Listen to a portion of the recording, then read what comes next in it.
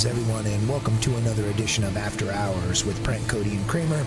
Tonight you are listening to a show about music and things therein sort of related to and somewhat about that.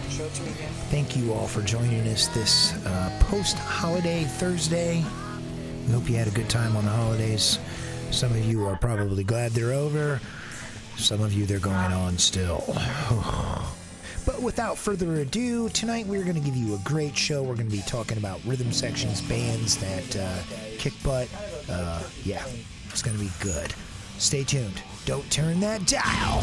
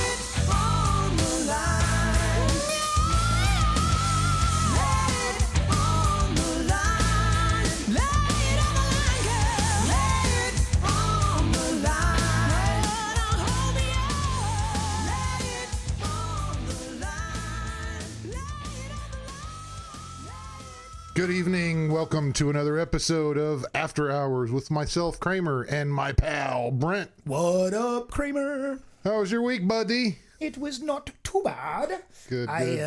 We got warm weather finally, which the cat's Warmer. Yeah. The garage cat, I have seen less of her, except around feeding time. So she still notices. Even I don't see her. She's not in the garage like she was, like living in there. Now she's back to being an alley cat because the weather's nice, but she still shows up around dinner time. Yeah, I was going to say I didn't see her on the way in and out of that garage twice today since I've been here. Yeah. So I was going to reference that. You remember I called you Buddy? How was your week, Buddy? That reference came from a Bill and Ted movie where they evict.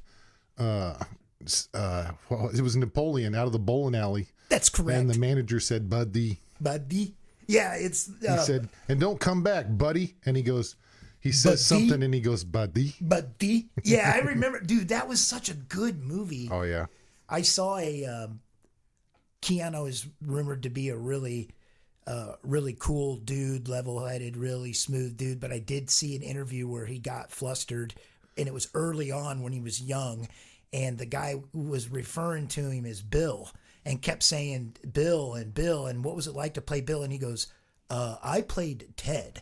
And he's like, oh, he goes, yeah, you just did that, dude. Yeah, you just did that. Like, it was like you could tell he was offended that the guy didn't even know which one he was. But I could see where you could get the two of them confused. Bill and Ted's Excellent Adventure. It was I can never get those two confused. It's always I can't either. Bill S. Preston, Esquire, and Ted Theodore Logan. Exactly. And we are Wild Stallions. I was a fan. Let me tell you, I was a fanboy of that movie. And the second one I thought was just like for a sequel, super great. That had death in it, right? Yes. Okay. Yep. That one was really good. That one was good too. Yeah. I haven't seen the reboot of it. And then I watched the animated show that didn't last very long because I was sort of a remember fan. that. I was a fan. Oh no, those were great. I've seen Bill and Ted's Excellent Adventure as many times as my sister has seen Dirty Dancing and Pretty Woman. I got every summer those like two Dirty VH Dancing, yeah, and Pretty Woman. Oh, and I've seen Home Alone a million times. Bro, I feel for you. The first Ghostbusters, though, I've worn a hole through the first Ghostbusters. Hey, let me tell you a funny story about Ghostbusters. And this just brought up, hell, I just printed off 2 Stay Puft Marshmallow and little marshmallow. Yeah. So, the second one with Vigo. Yep. Okay. At the beginning of that movie, it shows these ghosts in Sigourney Weaver's apartment taking her baby, like getting her baby out, and you see the ghost carry this carriage out the window and float away, and she's screaming all that shit. So my kid was down there, and he was probably, I don't know, maybe 3 or 4, 5, somewhere between 3 and 5. Sorry. Hey. For not having exact information, but he was damn young, and it apparently terrified him. He screaming and crying and running. Terrifying. Just the opening scene of that movie. That is my kids with World War Z, with Brad Pitt. I let them apparently watch that too young. And, never seen it. Okay. It's good. It's nothing like the book, which the book I highly recommend on audio. It's Mel Brooks's kid, Max, is who wrote World War Z. So the actual book is not even remotely the same as the Brad Pitt. It's not even close. The book is a masterpiece. Comedy didn't fall off the chain with fucking Brooks, huh? No, Brooks has been involved in tons of zombie stuff. Like he's at this point regarded as probably a grandfather or godfather of zombie stuff. Huh. Yeah. No idea. Yep. Pretty good book though. Definitely worth checking out. And anyways, there's a scene where a zombie, like a jump scare of a zombie in there, and my boys never let me forget that I let them watch that. It was The Shining for me when I was a kid. My babysitter scared me, and I just remember that scene in the outside in the maze, in the cold maze, and then seeing Jack frozen, and that just image was burned into my head, and just yeah. Such a good movie though. Oh yeah. Well, we should kind of tease what the show's going to be about tonight. I guess, if you really want to. Yeah. We are going to be talking about killer rhythm section, more specifically, I guess, or loosely, backing bands, or the drummer, bass player, rhythm guitar player, maybe, sax player or whatever's making up the secret non-leads. the non-leads and the secret sauce sort of the band, obviously the heartbeat and the soul of the band. We played Triumph at the very beginning, and I kind of used the example to got me even onto this topic was I really have a thing for drummers. I almost thought about doing this show about incredible drummers. I know, because when I first got here and you suggested the title of the show and what it was about, being about drums and really just really good drummers and bassists is what blasted me in the forehead with, and I was like, okay, whatever you want to do, man. I mean, it's a lot to talk about for 3 hours. So it's like talking about Thousand Island dressing. So you got the leads, which is the mayonnaise, and then that whatever that coloring is they put in there that makes it like an orange, whatever that Thousand Island color is. Yeah. And then the rhythm sections, like the little pieces of chopped up pickles and whatever else they throw in there. Oh, sure, of course. In the mac sauce. Yeah, the stuff that if you don't have it in there... Yeah, it's no bueno. It's no good. Yeah. It's like, you're like, something's missing. Yep. It'd be like drinking eggnog with no cinnamon and nutmeg in it. It would be just sugar and milk and, good example. And whole eggs. I mean, it'd be, good example. It'd be no good. I've been watching this cooking show. That's one of Erica and I's things to do is just kind of sit and veg out and watch these cooking shows, and we're on this. I want to give another shout out though for eggnog, because I really fucking love eggnog, and I'm sorry for dropping the F-bomb on that, but damn, when you're talking about eggnog, it just gets me riled up. And I know I know that you're not a dairy person at all, and when I mention eggnog, you're like, I don't know how you guys can drink that stuff, but nope. Man, I'm working on my 4th gallon Sunset. Oh man. And here's what I'm thinking. I'm thinking about trying to make my own eggnog that won't kill you, because the eggnog that they put on the shelves, man, it's like saturated in fat and cholesterol. And let me tell you, a serving size of a cup of a serving size is a half a cup.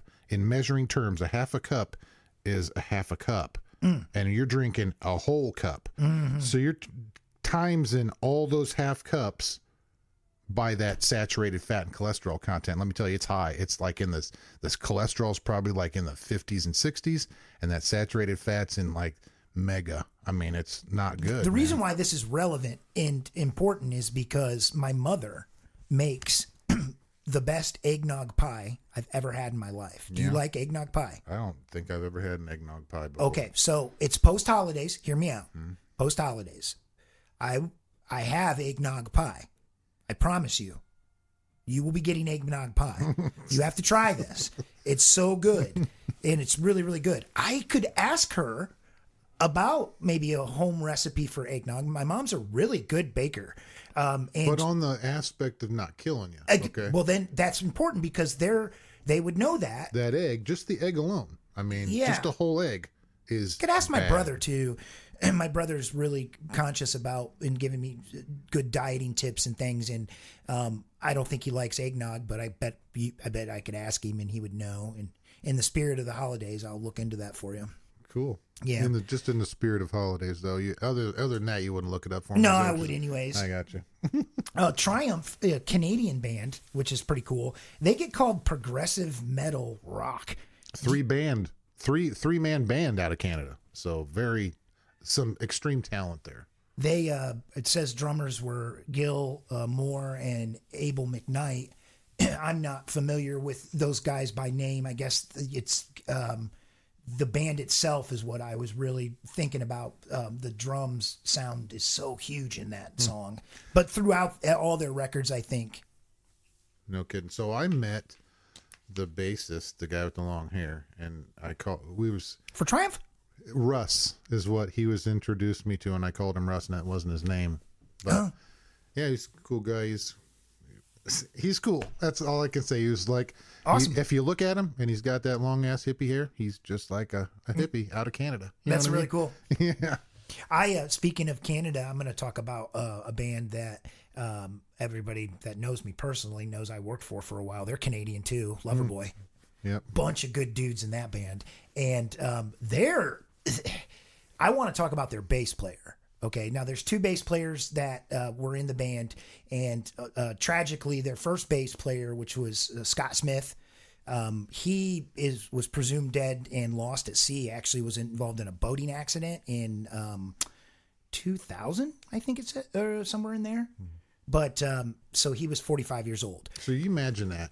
You're 45 years old. You got piles of money. Because think about that. Piles of money. And you're out there just enjoying life, man, on the California coast. He was on San Francisco Bay, which is notoriously bad for rogue storms. And yeah, I mean, life is short, and Mother Nature doesn't care about you in the sense of any place or nature. And that's tragic, because I know that the whole band is the original lineup, except for Scott, and he was replaced by Ken Senave, I believe is how he pronounces his name. It's French, I believe, but he goes by Spider. And this guy, I encourage everybody to look up some videos on YouTube of Ken Spider Senave playing bass for the song I'm going to play here in a minute, Hot Girls in Love. And he is one of the best bass players I've ever seen. And the drummer, Matt Frenetti, I think is his name. Matt's kind of Matt Frenetti. He's Canadian too, but yeah, Matt's kind of a guy. I didn't work for him specifically. He's the drummer, and the drum tech and I were pretty good buddies. And but I worked for Paul Dean, the guitar player, and helped with Ken's stuff, the bass. I basically worked on the bass rig and the guitar rig. Those were my and I helped load the gear on and off, and of course stood stage side, changed strings, that sort of thing. Yeah, empty bedpan, so on, so forth. No, these were really nice guys, really good dudes. I really enjoyed working for them. Doug Johnson, the keyboard player, is one of the nicest guys, and Mike Reno, I mean, gosh, the voice of Loverboy, he still sings as good as he did in everything. I mean, they are really, really good live. So you didn't have to like empty the sewage tanks in the RV or nothing? Nothing crazy like that. No. That's cool. No, they were even nice to Ammo. No kidding. Yeah, Ammo there's pictures with Ammo. Ammo's my service dog, and at the time we toured with Loverboy for several summers. And there's pictures of no kidding. Paul Dean with Ammo, and there's pictures of me and Ammo on stage sound checking guitars, and it was a fun time. The tour manager, Jerry Wong, is one of my best friends, and the drum tech, Bob Goodman, is and these guys are the whole Canadian rock thing. I mean, all those guys, they all know each other. So I've had the opportunity to rub shoulders with the Guess Who are a bunch of great guys. And, a lot of those Canadian bands I've got the opportunity to meet and stuff. And their original band, I think they all met in a band called Street Heart. Do you ever remember hearing of them? No.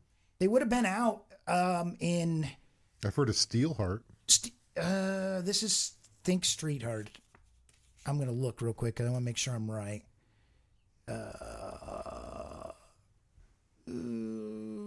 Gosh, I can't. 79. Yeah, that's where Cheap Trick. So they toured initially with. That's when they really got big on that. I can't find it. What that first band was. Let's look at Paul Dean. He would say here on Paul's. Street Heart. Here it is. There you go. Yeah. So this was Ken Spider. That's how they knew Spider. So after everybody go check this. I'll show it to you here at some point when I get the opportunity. You got to watch this guy play.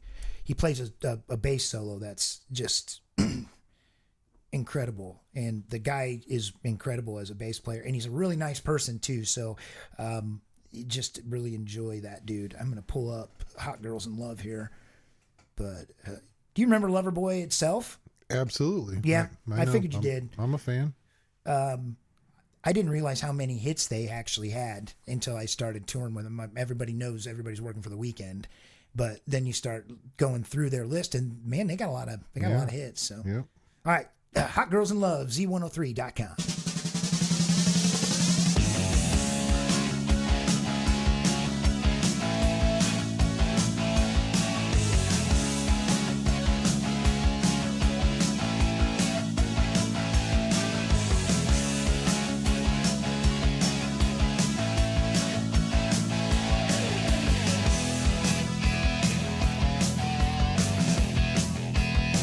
She's so young at heart.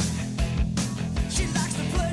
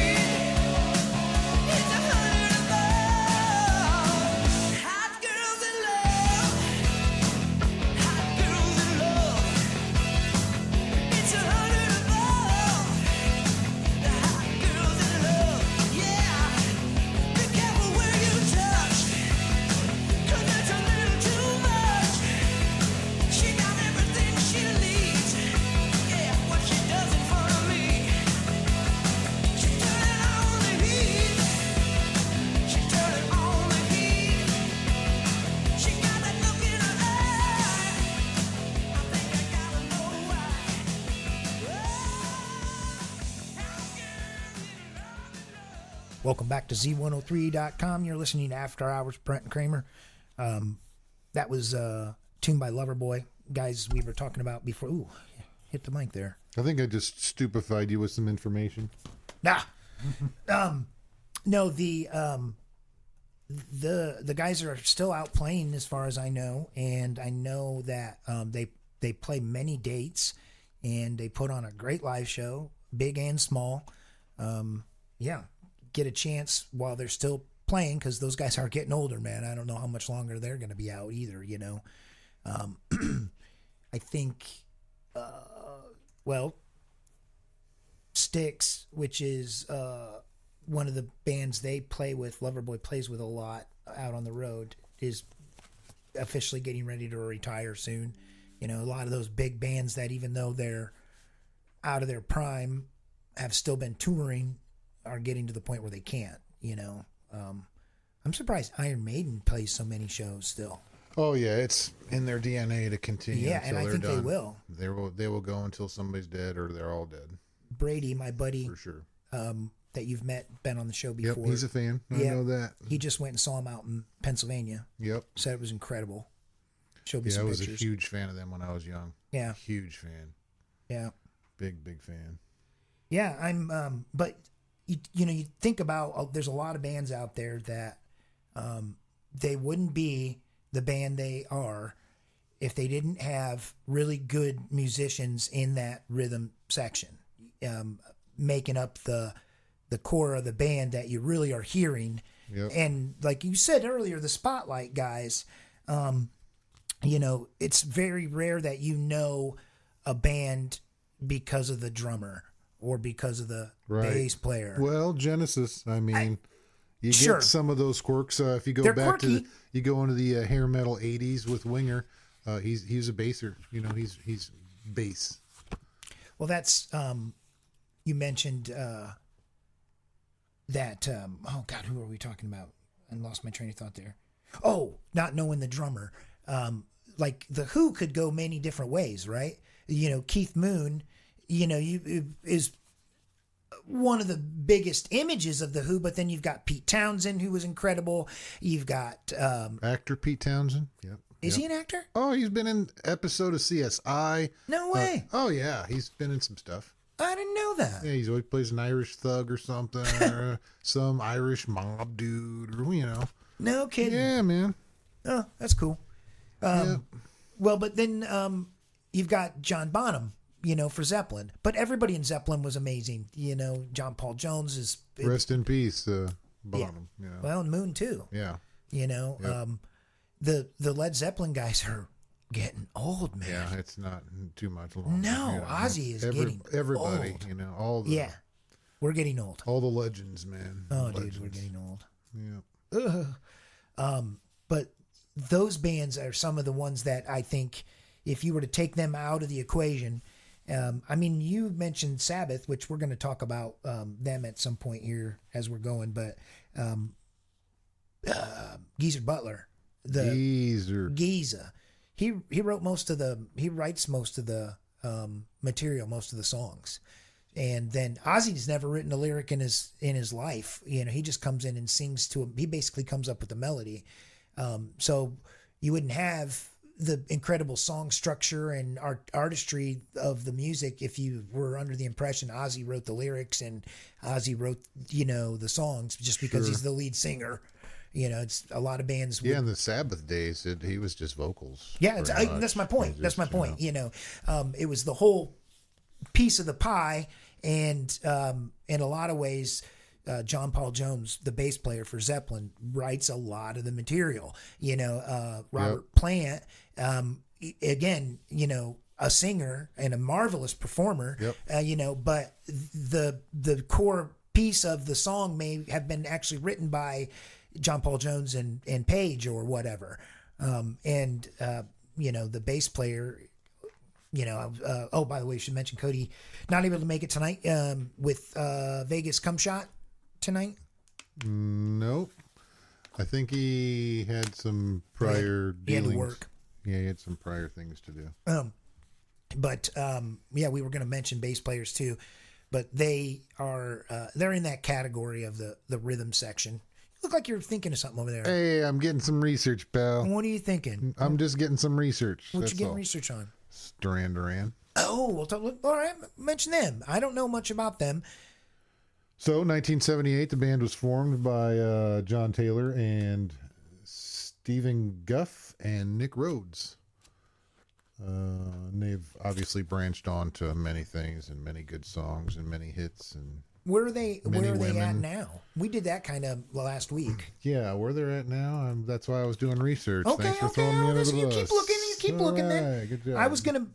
I was gonna mention the Eagles in there as another one of those bands that you had Joe Walsh as a guitarist and vocalist.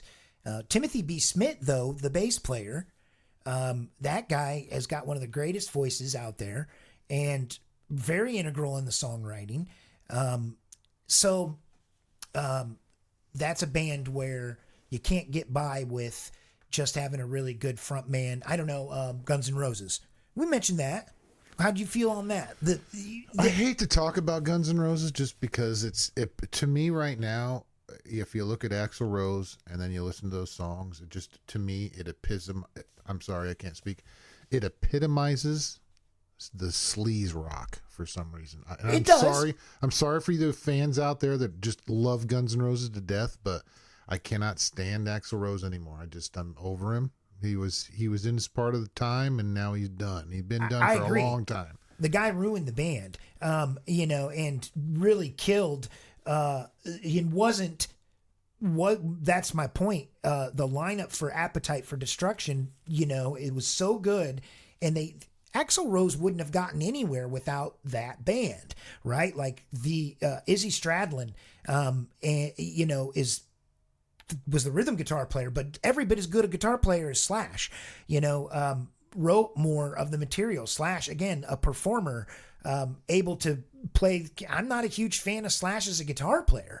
Duff McKain, as the bass player, again, brought a really incredible punk element to the first album. Mm-hmm. And then you've got Steven Adler was the drummer. We were trying to figure out who the drummer was. Yep. But that lineup was Appetite for Destruction. That was a bitchin' band. It just sucked that Axl Rose was the singer. You get what I mean? Because put Scott Weiland in front of that lineup, and now you got Velvet Revolver, mostly. And that was a good fucking lineup. If Scotty wouldn't have been so junked out. Again, the whole band was like that, and then they tried to help him through getting through that, and obviously we all know the result of what happened. But too bad. Yeah, I mean, it is what it is, but... You're up for a tune, by the way. Sure, we'll play some, since we're talking about Duran Duran, we'll have a discussion after we bring her back in. Yeah. We'll throw some Duran Duran in the mix with probably my favorite, I would think, of all time would be Not Hungry Like the Wolf, believe it or not. That's been I remember that one, of course. Burnt out to death. Yeah. And I can't remember the name of the song. It's crazy. Absolutely. What did you do? Save a Prayer. I'm sorry. You're good. See, it's okay. Save a prayer. Save a Prayer. Z103.com.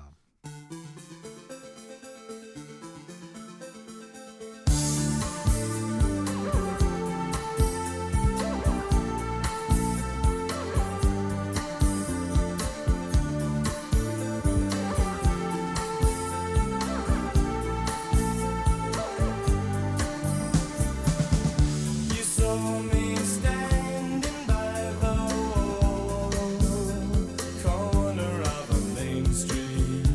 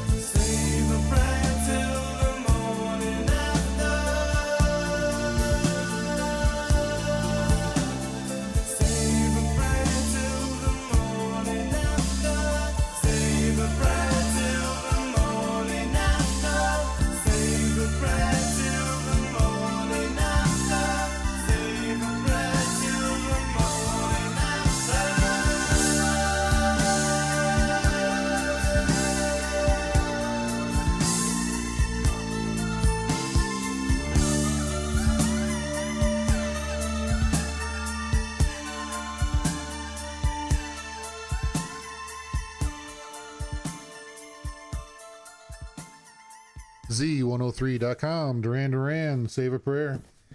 I was looking at their IMDb, and they've done A View to a Kill, James Bond movie. Oh, yeah. Donnie Darko.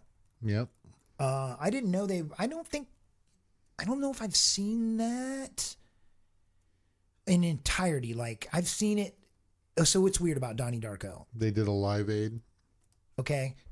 I've seen that movie, I think, completely, but only in pieces, playing in the background at other people's houses and stuff. Yep. You know what I mean? I've never sat down and seen the whole thing. So You're not missing a whole lot. yeah, it's kind of what I heard. The Saint with Val Kilmer. Yep.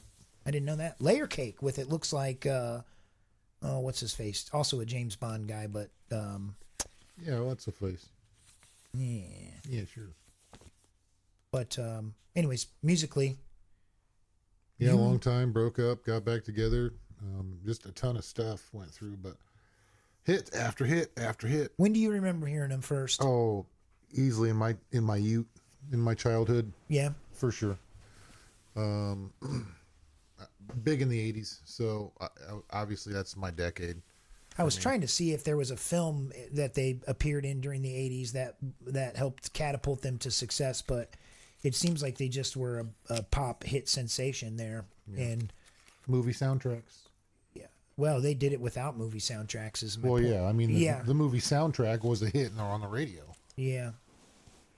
Very cool. Duran. Yep. Did some time with Robert Palmer. The Roots band. We were talking about them. Yes, very talented. They got Jimmy Fallon, right? Yes. He got super lucky with those guys. He did. I know they I mean, think though, if you're a band, you get to play every night on TV. Yeah. Every night. And you get to play every night. I'm gonna look. They're American hip hop band formed in '87. This is coming off Wikipedia, but known for a jazzy electric approach to hip hop, featuring live musical instruments, and the group's work has consistently been met with critical acclaim. But they are their genres span from hip hop, alt rap, conscious rap. They will play school instruments like for sure, xylophones and recorders and so on and so forth. I've seen those bits with Jimmy Fallon. Yes. I'm very talented, man. Very talented. Their early years, they originated in Philadelphia, which is cool. Yeah. High School for Creative and Performing Arts. So a couple of guys met each. So there's another band I'm going to play here in a second before we. Here in a second I'll play one, and then we'll come back, and then we've got the 3-song block coming up. But these guys, they remind me a lot of the band I'm going to play, which is Incubus, because they're so good musically, so talented, and I don't ever really know what happened to them. Do you know? You remember the band Incubus? I do. I have a couple of good songs I really like from them. What are those? I'm going to play the main one. Pardon me, because I got a story to tell about that. But I like a song called "Dig." I mean, I'm a really big fan of it. I know that tune. And if you listen to it, to me, it almost sounds like a werewolf transformation, some kind of Inside Out deal. Good point. Yeah, I really like it.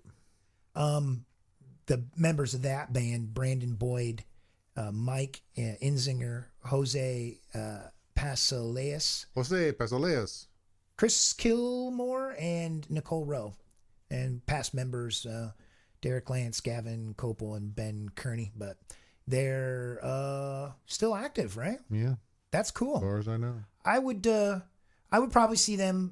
We were talking about seeing Creed for $20. Yep, and I told downtown. You said for free, and I said negative. Me too. I've got better things to do. Would you pay $20 to go? I would pay $25. $25. I'd pay $25 to see them 4 hours away. Really? I would. Damn, I would ride with you. Yeah. If I knew you were going. Now, if it was a 4-hour ride for $600 or $400 or something, crazy prices today, I'm good on that, dude. No. I got sources. So to clarify, this is a new standard of measurement we've kind of established here. We've established a standard of measurement. The standard of measurement is close and cheap or far and expensive. And basically, we already know you would not pay a fucking $1 to walk in the Hideaway Bar downtown Bluffton, Indiana, and watch Creed. They were giving away free food. See, maybe. At the same time, nope. If they were giving away free food too, I would still say no. Wow. I got better things to do, bro. Wow. I can go down to the local Mexican joint and order me up a plate for $10. So that's the absolute worst, which gives us an idea how bad Creed you hate Creed. Yes. You're going to pay $25 to drive 4 hours to see Incubus. Sorry, people out there that are fans of Creed. I don't think there's a bunch of them, so don't worry. Oh, I don't know. Did you see those prices for those stadiums I looked up last week? It was $9,000 plus. No one's going to pay that, though. I don't know, man. I told my buddy Brady that. You never know. Brady and I were talking about that because Brady pays money, goes and travels out of state, obviously, to go see Iron Maiden, and he'll pay to go see a good show. Yeah, there you go. I think he will go see a lot. I mean, I think he sees a lot of shows, actually. Yep. Him and his wife. But, okay. So we've at least got a new, maybe not the highest, like what you would pay, like I would pay anything. We haven't really established what that is. I wouldn't cut off my pinky or anything to go do something, but sure. I would pay $25 and travel 4 hours to go see Incubus, no doubt about it, in my mind. I mean, I'd probably throw $50 and travel 4 hours if that was the case. Maybe donate some food, maybe. I mean, but right on. I mean, Creed, hell no, 0 across the boards. Forget about it. I want you to. I'm going to get this queued up here, and when you listen to this. We obviously talking about Brandon and Mike Enzinger and Brandon Boyd, the singer, singer and lead guitar player, basically, essentially. Especially if I remember right, that Brandon Boyd guy was a heartthrob for the girls too, right? Like he was. Yep, and if I remember correctly, it was them and who was the other band? And I think they toured together, and then the one Linkin Park, probably. Yeah, Linkin Park. And the one guy killed himself. Yeah. After Chris I guess Cornell my point is Incubus because... is been called like math rock, or the intricacy of what they play musically to a musician is incredible, let alone to a novice that hears that and still notices something about it, right? Like, okay, but look at it on the standpoint of it's not AI generated. This dude right here is generating that sound while this dude's producing this. Correct. And you understand that the musicality of everybody doing everything contributes to why it's also good. And it just so happens Incubus, like our topic is tonight. Yep, the meat and potatoes. It's, the band itself is just rock solid too. And part of the reason why they're so incredible, I think, very good band. But I'm going to play their most famous hit, Pardon Me, because I actually remember the very first time I heard this song, I was with my friend Jay Marquis. I was stationed out in D.C. area, and we were sitting in the car, and we'd been out, and I remember the radio guy coming on and actually saying, we're going to play a new one for you by a band called Incubus, and is like, this song is called Pardon Me. And he and I literally stopped what we were doing and listened to the song. It was that good. So pretty dope. But yeah, here we are. Pardon Me, Incubus, Z103.com.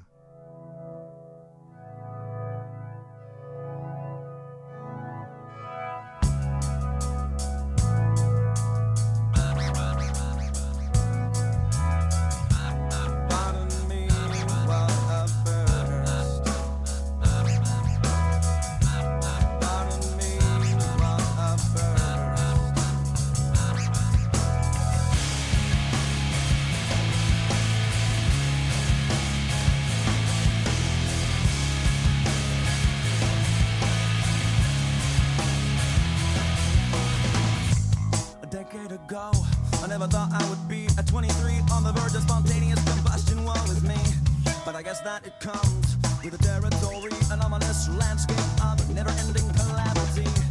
I need you to hear, I need you to see, but I have had, I can take an exploding scene, like an evident possibility. Tell me, so pardon me while I burst into flames. I've had enough of the world and its people's mindless gaze. So pardon me while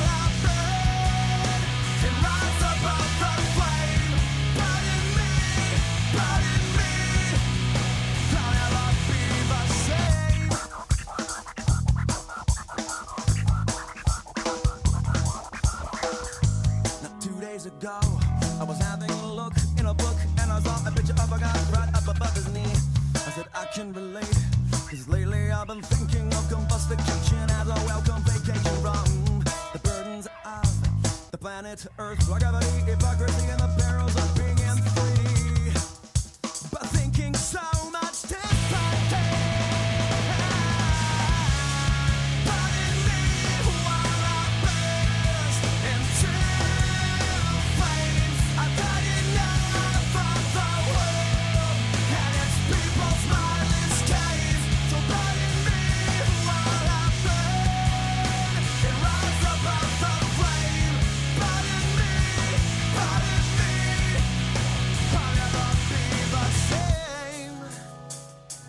Never be the same.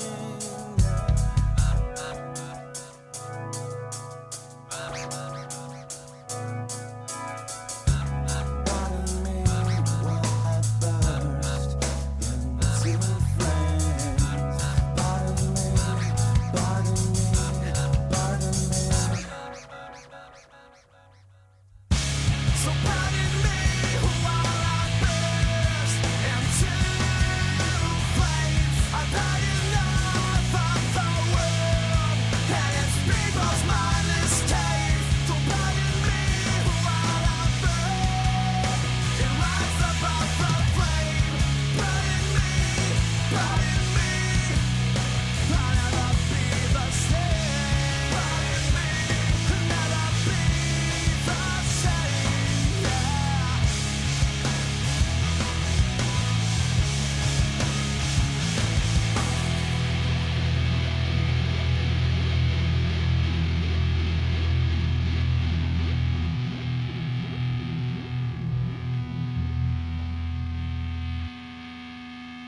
Z103.com. You're listening to After Hours with Brent and Kramer.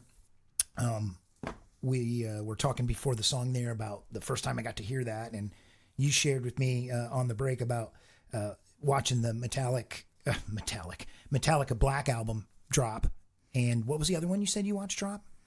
It was Bon Jovi's first music. Yeah, that's what I was Bon wondering. Jovi's first song and music video out in the public. And so it was kind of a twofer introduction to them. Runaway, right? Little Runaway. Yeah, dude. Yeah. So I've got a friend that is the guitar tech for Styx, Scott Rottler. Woo woo. Shout out Scott Rottler, my friend. Woo! Really good dude. Have to introduce you to him sometime. Very cool guy. He's Tommy Shaw's personal guitar tech. Right on. And he and I used to travel the road back in the day in a tour bus with all kinds of garbage. And one of the things when he and I would get stuck driving the long haul, band would perform. Sometimes we'd tear down at 3 a.m. and we'd have like 4 hours to go before the next city to set up. We'd just decide to long haul the gear overnight, right? Like load the gear up, stay up, keep driving, get there, crash, and then we'd have less time to fuck around in the morning. Man, that fucking sounds like a blast, dude. It was a very cool opportunity, but it's a lot of hard work, dude, and it's very exhausting. It's not really good for family life, that kind of thing. It doesn't pay as much as you think. Does come with a lot of cool benefits, and you gotta work for good people. If you don't work for good people, like Scott and I have had Styx are great people apparently. Do they feed you? Oh yeah, man. Okay. Oh gosh, dude. So Scott worked for the Guess Who before that, and those guys I know personally very well. Again, guys that have met AMO and I've broke bread with, ate with, drank with. They're very good people. Those are the people you want to work for, right? You could get stuck working for the guy for Puddle of Mud, you know what I mean? And you'd be treated like fucking dog shit, you know what I mean? So you have to work for good people. But anyways, back to all that. Those guys, just good people to work for. So, right on. Yeah, but I met Max Weinberg from the E Street Band, which is Bruce. I did a show with him, and I think I've mentioned this before that he had the guitar player, one of the guitar players maybe from ELO, not necessarily a founding member of ELO. I think maybe one of the guys that was a past member on, so on, and I'm not going to look it up, but it was basically Max Weinberg's little thing. And there's a drumhead downstairs in the studio that he signed for me. And his kid, Jay Weinberg, did play for Slipknot for a while. But Max also was on Late Night with Conan O'Brien, right? Right. Okay, so that's probably, I mean, you know Bruce Springsteen enough that you probably knew that, but a lot of people probably didn't know that, or maybe they do. They don't make it a point to bring that out during the show, do they? No. Yeah, I mean, and he's the only member? As far as I know. Because it's the Max Weinberg band, and he's just the drummer. I don't think there's anybody else. It's the Max Weinberg 7 on Conan. Yeah. Well, he did kind of a thing like that on the road where he had like a set list that was passed out to the crowd, and people could look through the set list, and there was like 3 or 4 pages of songs, and you could look through there, and they would play a couple tunes, like a cover songs. This is what they were playing, cover songs. And they play like a Beatles song, and dude, listening to these guys play, these guys are all professional musicians. They're all incredibly good. They're all worked as session players or are members of famous bands that you just don't know who they are. So they're playing these covers and they're great. But what was neat about it is the crowd could shout out a song, and whatever song kind of got the most whatever, they would play it. They would go, okay, 1, 2, 3, 4, and then everybody would be like, play Freebird. They would play it and it sounded like Leonard fucking Skinner playing it, so down to everything. And it was one of the coolest shows I'd ever seen, because they showcased their fun side and their talent, and knowing that they'd come from great bands like the E Street Band, and I'm not gonna look it up. We're getting ready to go to the 3-song block, but I'm not a huge Bruce Springsteen fan. I'm not either. Yeah. I wasn't going to mention that until you did, but yeah, I'm sorry, people out there that like and love Bruce Springsteen. I'm just not a fan.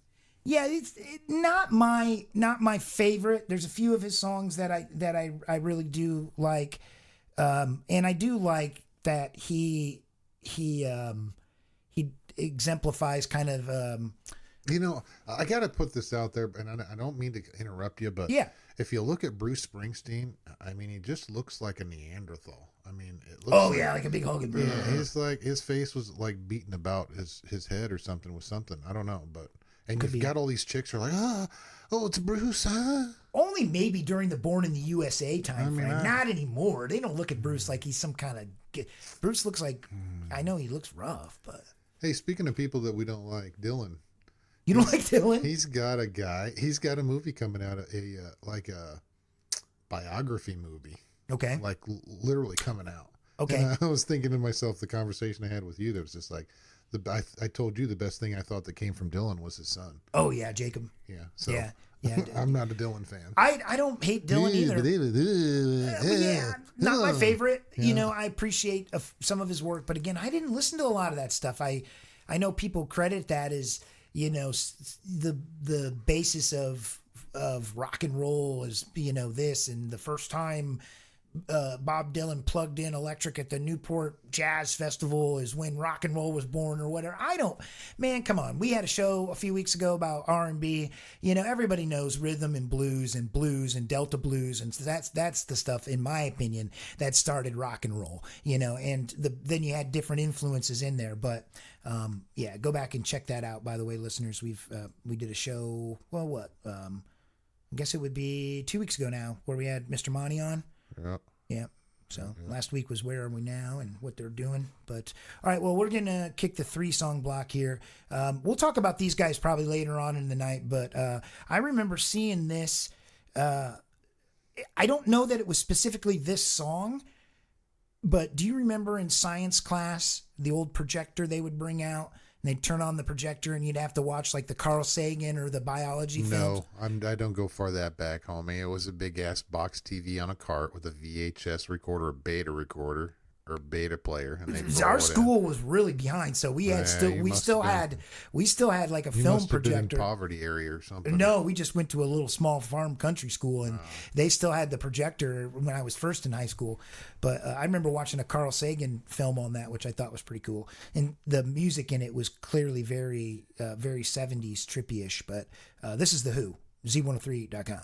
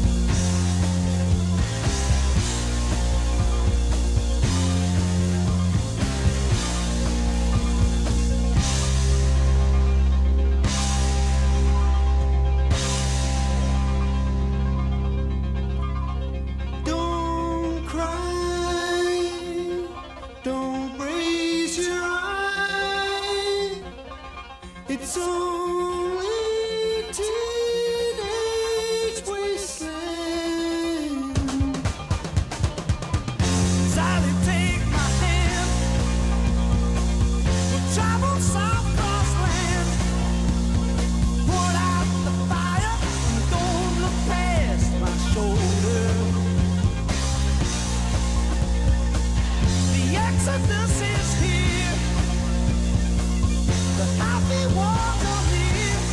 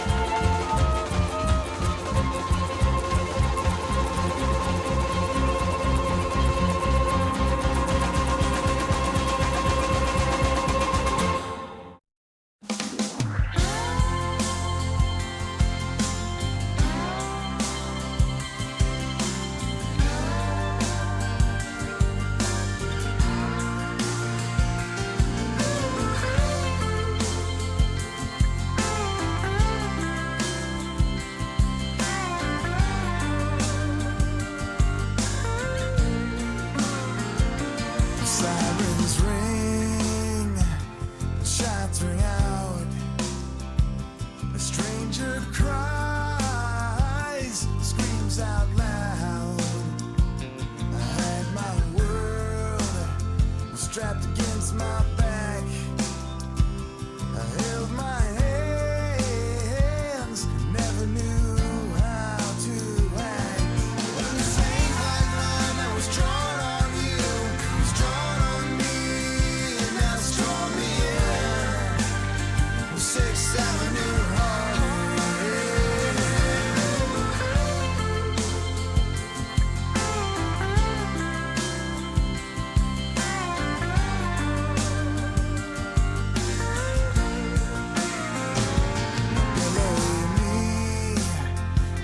a homeless man singing the songs I knew complete. On the steps alone, his guitar in hand. His 50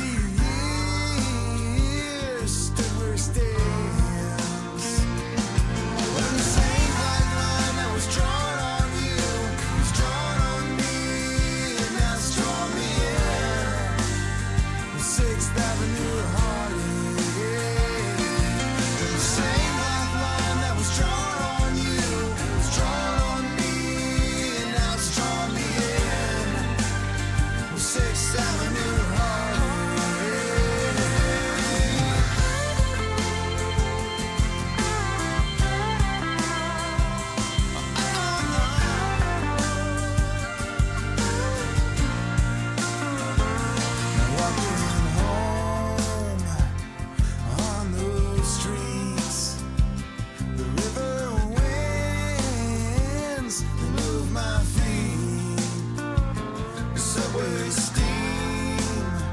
silhouettes and dreams. They stood by me, just like men names. The same black line that was drawn on you was drawn on me, and now it's drawn me in. 6th Avenue, 6th Avenue. The same black line that was drawn on you was drawn on me, and now it's drawn me in.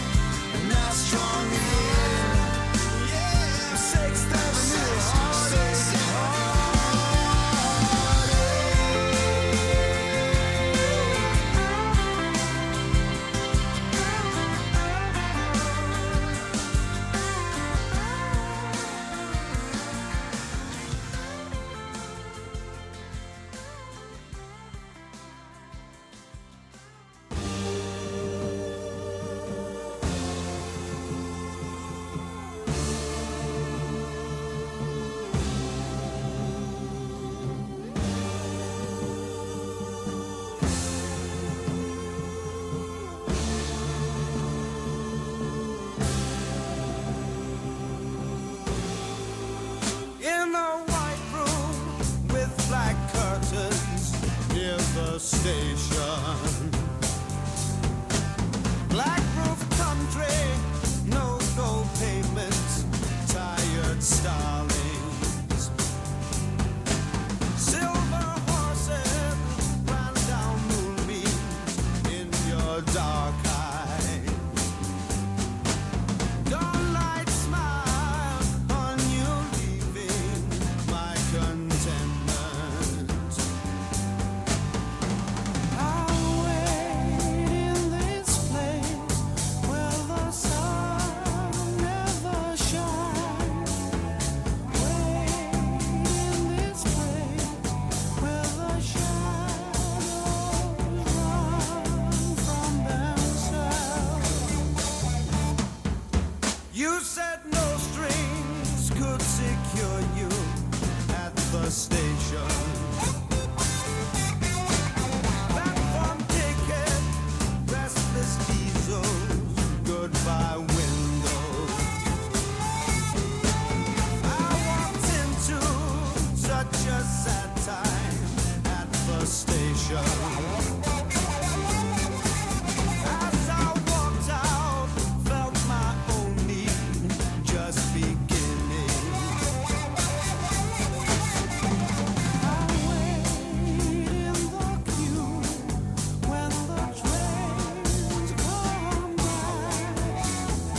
Lie with you where the shadows run from themselves.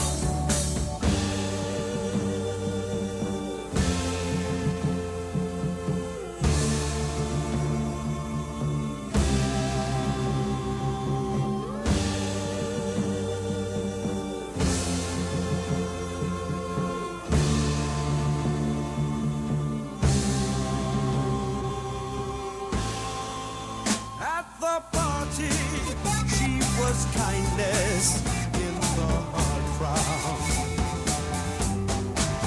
Consolation for the old wound now forgotten. Yellow tigers crouched in jungles in her dark eyes. She's just dressing goodbye windows, tired starling. I'll sleep in this place with the lonely crowd. Lie in the dark where the shadows run from themselves.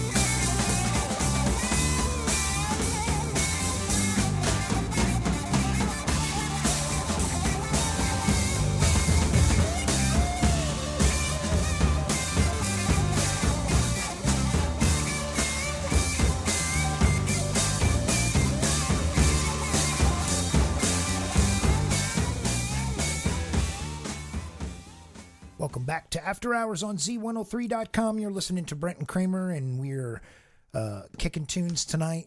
Thanks for joining us. If you're just joining us, welcome. We are a show about music and a topic And stuff and everything therein, laughs and whimsicalness, along with a bit of deep contemplation and giggles. Well, yeah, all that fun stuff. We've been talking about I don't want to say backup bands, but we've been talking about the rhythm section or the unsung heroes of most bands, which would be the drummer and the bass player and the rhythm guitar player in some cases, or that sort of thing. Usually the secret sauce in a lot of bands is the drummer and the bass player, and one or the other, sometimes even more so. But secret sauce. Yeah. So, you were going to mention somebody. What were we looking up before the break? Tom Petty. Oh yeah. Yep. I've seen him live a couple times. Really? Oh yeah, man. Incredible. Do you remember Deer Creek Music Center? Yes. Okay. I saw him there. I saw him at the Coliseum, which was cool. I saw him 3 times total, I think. No kidding. Once at the Coliseum and twice maybe down in Indy. So not a Creed situation. No, I liked him. Traveled and paid money. My friend at the time, my best friend in high school, was a big Petty fan, and the Wallflowers album was out. I liked Petty before that, but the Wallflowers album hit in like 94 maybe. It had to be 95, somewhere in there. Hit. It was big. And that record, I think, got my generation of high school people back into Petty. You know what I mean? It was because that was kind of a softer album for him compared to his earlier stuff. Yep. I like Petty. I like the fact I watched a really cool video documentary about the making of Wallflowers, which I think you should check out. You would really like. It's got never before seen footage, and it's shot after Petty's death. So you get to see the guys from the band talk about all this stuff in this documentary after, of course, Petty's dead too. So they're talking about him after he's passed, which gives you some cool insight and stuff. But I believe it's called Wallflowers or something like that. You have to check it out. Yeah, you should check it out. But anyways, go on. I'm sorry. But yeah, he was born in 50, died in 2017. Frontman, singer, songwriter, guitarist for Tom Petty and the Heartbreakers. Band called Mudcrutch. Also, obviously, the Traveling Wilburys. Yep. Very cool. Very iconic. Also actor. You ever watched the movie called The Postman? I have. Yes. That's got Kevin Costner in stuff. it, right? Yes. Yeah. That's kind of a cool movie. I don't really think you can go wrong with a Kevin Costner movie. I just don't. Except, what about Waterworld? The first one I seen where I think he was just a youngin' was Silverado, and he does play a young, goofy punk kid with a gun. What about Waterworld? Waterworld was kind of That's what I'm saying. shittily too, but Yeah. it was still one of those you got to watch it. I mean, his performance on it was fucking great. It's just that Dennis Hopper's performance was good in it too. Boy. Oh boy. Yeah. But yeah, Tom Petty, he's definitely he's a legend. He was a legend in his own right. He played himself in The Postman 2, sort of. There was a Postman too? No.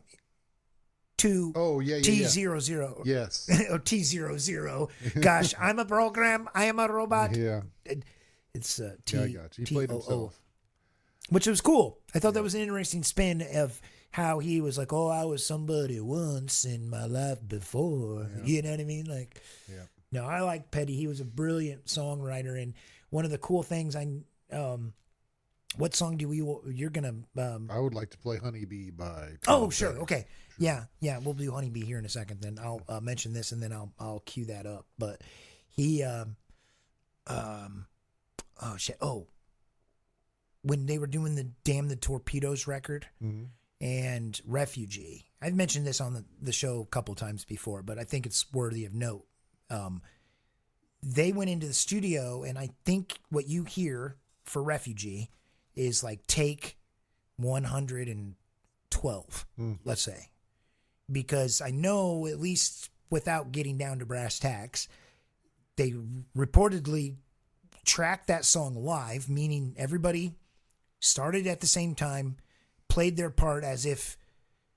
Nowadays, are you familiar with how studio recording works a little bit? Separate booths. Separate booths. Yep. A lot of times people play to tracks. Sometimes the computer even can correct it, and there's a lot that goes into it. But originally, you had to be tight in the studio, and studios were set up to record everybody all at once, and that's how they recorded the Damn the Torpedo record and Refugee. If it wasn't right, like perfect, absolutely right, it was do it again. Let's start over. you know. And I used to bitch about that kind of in the band when I'd be like, come on, guys, you know, we're in here. You know, you can't just go and say, oh, we'll fix it in post, which is what a lot of people want to do. You should be, you know, and I'm guilty of it too. I get maybe too hard on myself about performance, but I think you should be able to play your part, especially in the studio. And, you know, part of the magic comes from doing it all together as a band. I can hear the energy in that version of Refugee. It's one of my favorite guitar riffs. I love it. It's just so much energy in that song. And I know it's because of the way it was recorded, because the guy recording it, the engineer and the studio people, the producer, everybody recording that, they were capturing a moment of perfection. And that's why it's good, right? Like, that's why it sounds so great. That's why there's so much mojo and energy in it. And they played the shit out of that song. Oh, man. And rightfully so. It's a great tune, but we're going to do Honeybee. I like this song, actually. I was putting in Homie Bee. Little Homie Bee. All right, here we go. Honeybee on Z103.com. All right, here we go. A little number we call Give Me Some Sugar, Little Honey, Natural Bee.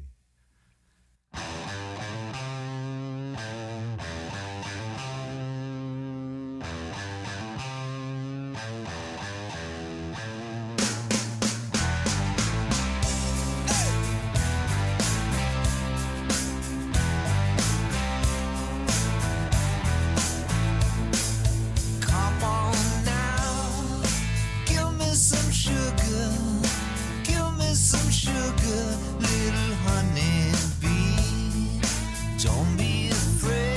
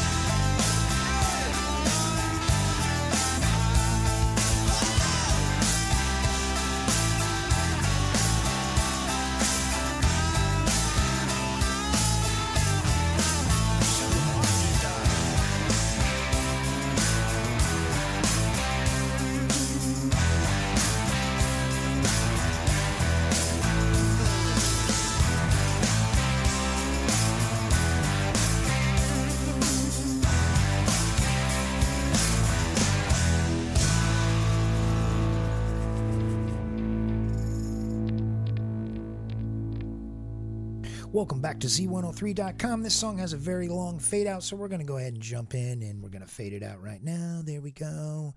And that was beautiful. That was Tom Petty and the Heartbreakers, who I've seen live many times, and Kramer and I were talking about. Incredible band. I didn't realize they were from Gainesville, Florida until now, though. I didn't know that. I did not know I always thought he was a California guy. Yeah. That's really cool because I hear such a huge Southern rock vibe and like almost Mississippi Delta kind of thing. And I always thought that was weird for a California band.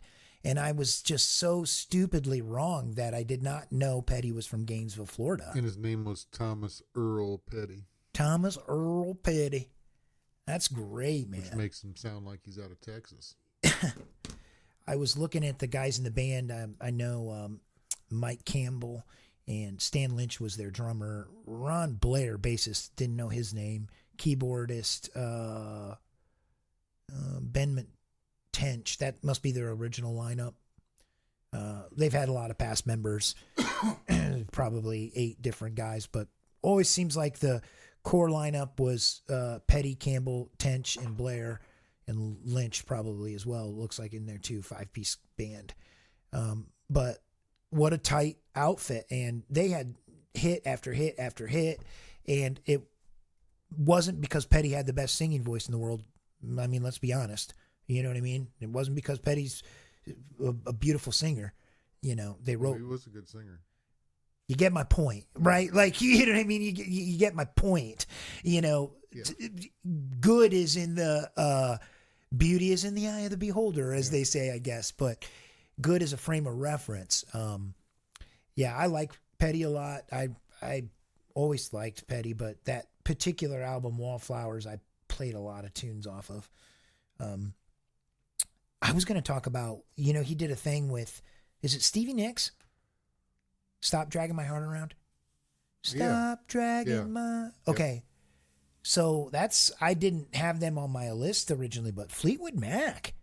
That's a good... I mean, Mick Fleetwood, the drummer, Lindsey Buckingham. Who else is in that? Yep. Christine McVie, obviously. I don't know who they're... I got to look at that. You like Fleetwood Mac? Yeah, they're all right. Yeah, I mean...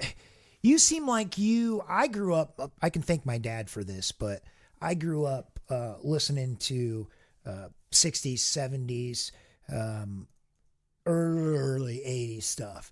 My dad wasn't into 80s music. You know what I mean? I kind of only caught the 80s because of my friends, because the 90s were the music that was my generation of music, not like 91 and on.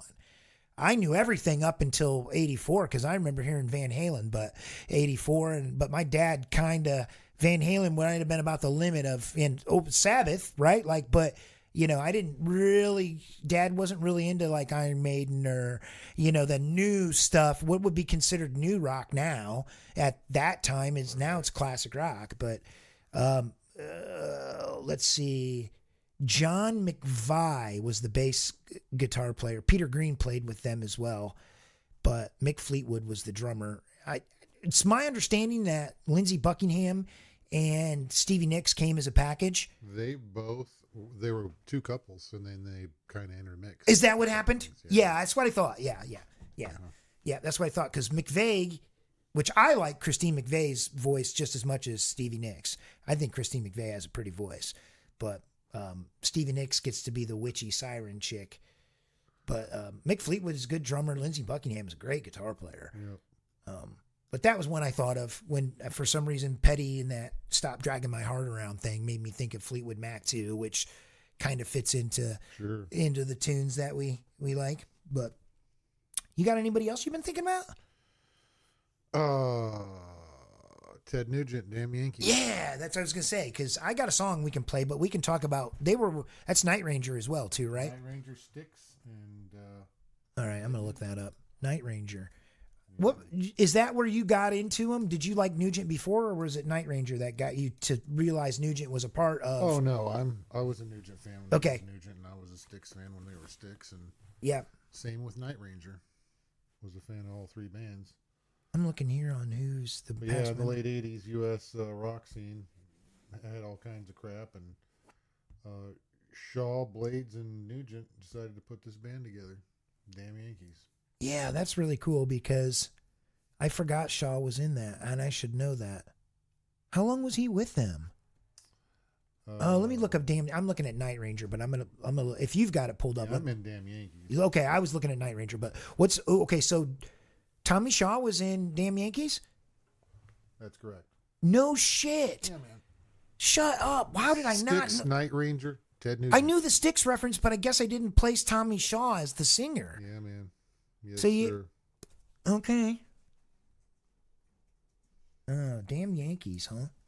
Let's look at them. They got a live track played on Tommy Boy, the movie Tommy Boy. Okay, I remember this. I remember the band. Yep. Tommy Shaw, Jack Blades, Ted Nugent, and Michael Corleone. Incredible. Oh God, I just sounded like Cody. Incredible. I remember there was a song that was popular when I was a kid. Damn Yankees? Yeah, Or was it Night Ranger? No, it was Damn Yankees. Okay. Because Was it high enough?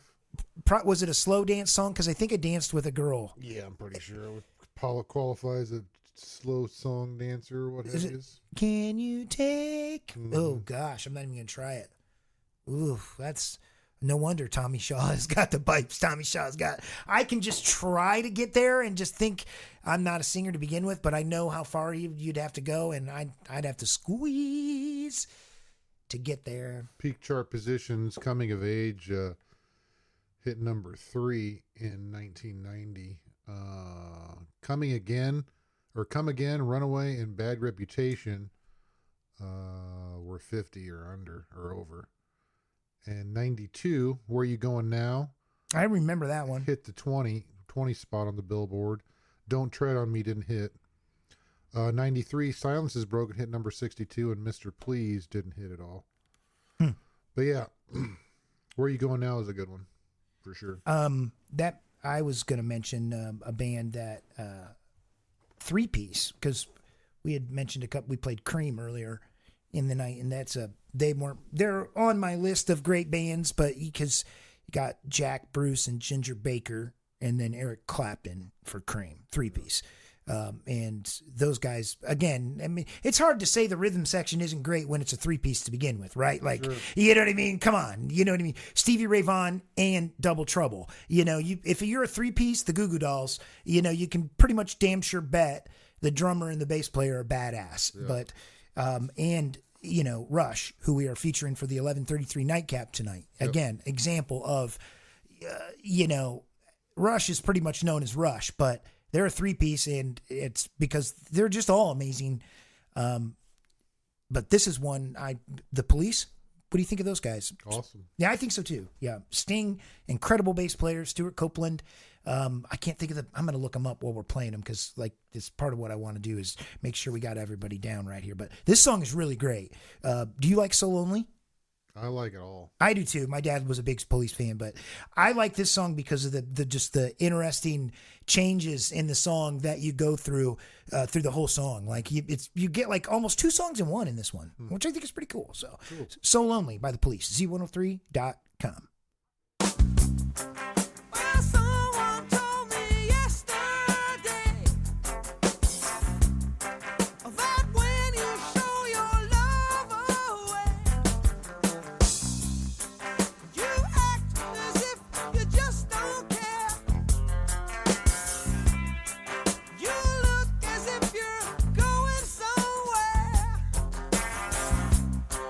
But I just can't convince myself.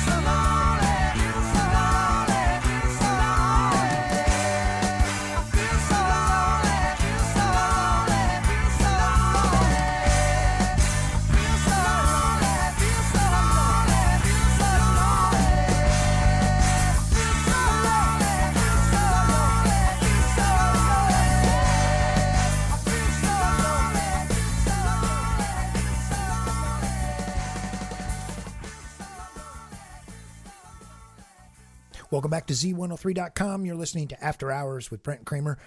We are talking about bands that have just great rhythm sections, incredible backing bands, and just bands in general, I guess, that are musically completely great and good. What would have happened if we'd have said, "Hey, man, let's do this one that's called Bands That Don't Suck." You know? Yeah, you could have really done that. Yeah, true statement. So. You were about ready to tell me something while we were on the break. I cut you off. So in '94, Damn Yankees, it says that Shaw Blades said in '94 there was a regime change at Warner's, which I'm imagining would be Warner Brothers. Probably. It said the new regime came in and they didn't want to do anything with that style of music. And in fact, they paid Damn Yankees $1 million not to do another Damn Yankees record. And they were like, really? Okay. They took the check and bolted out. Wouldn't you? $1 million and for nothing? I mean, come on. Dude. How many people were in the band? 4? 3? Good for you, Tommy. Good for you, Ted. So then, of course, I don't know the rest of the guys, but they all went on to do solos after that and all failed. They just weren't supported because grunge was taking over, and that was. I mentioned my friend earlier in the show. Scott works for Tommy Shaw. Yeah. You know, he apparently he gifted him a Les Paul guitar, which is a very expensive guitar. And it was owned by him. Even on top of that, like, you know, it's very cool to.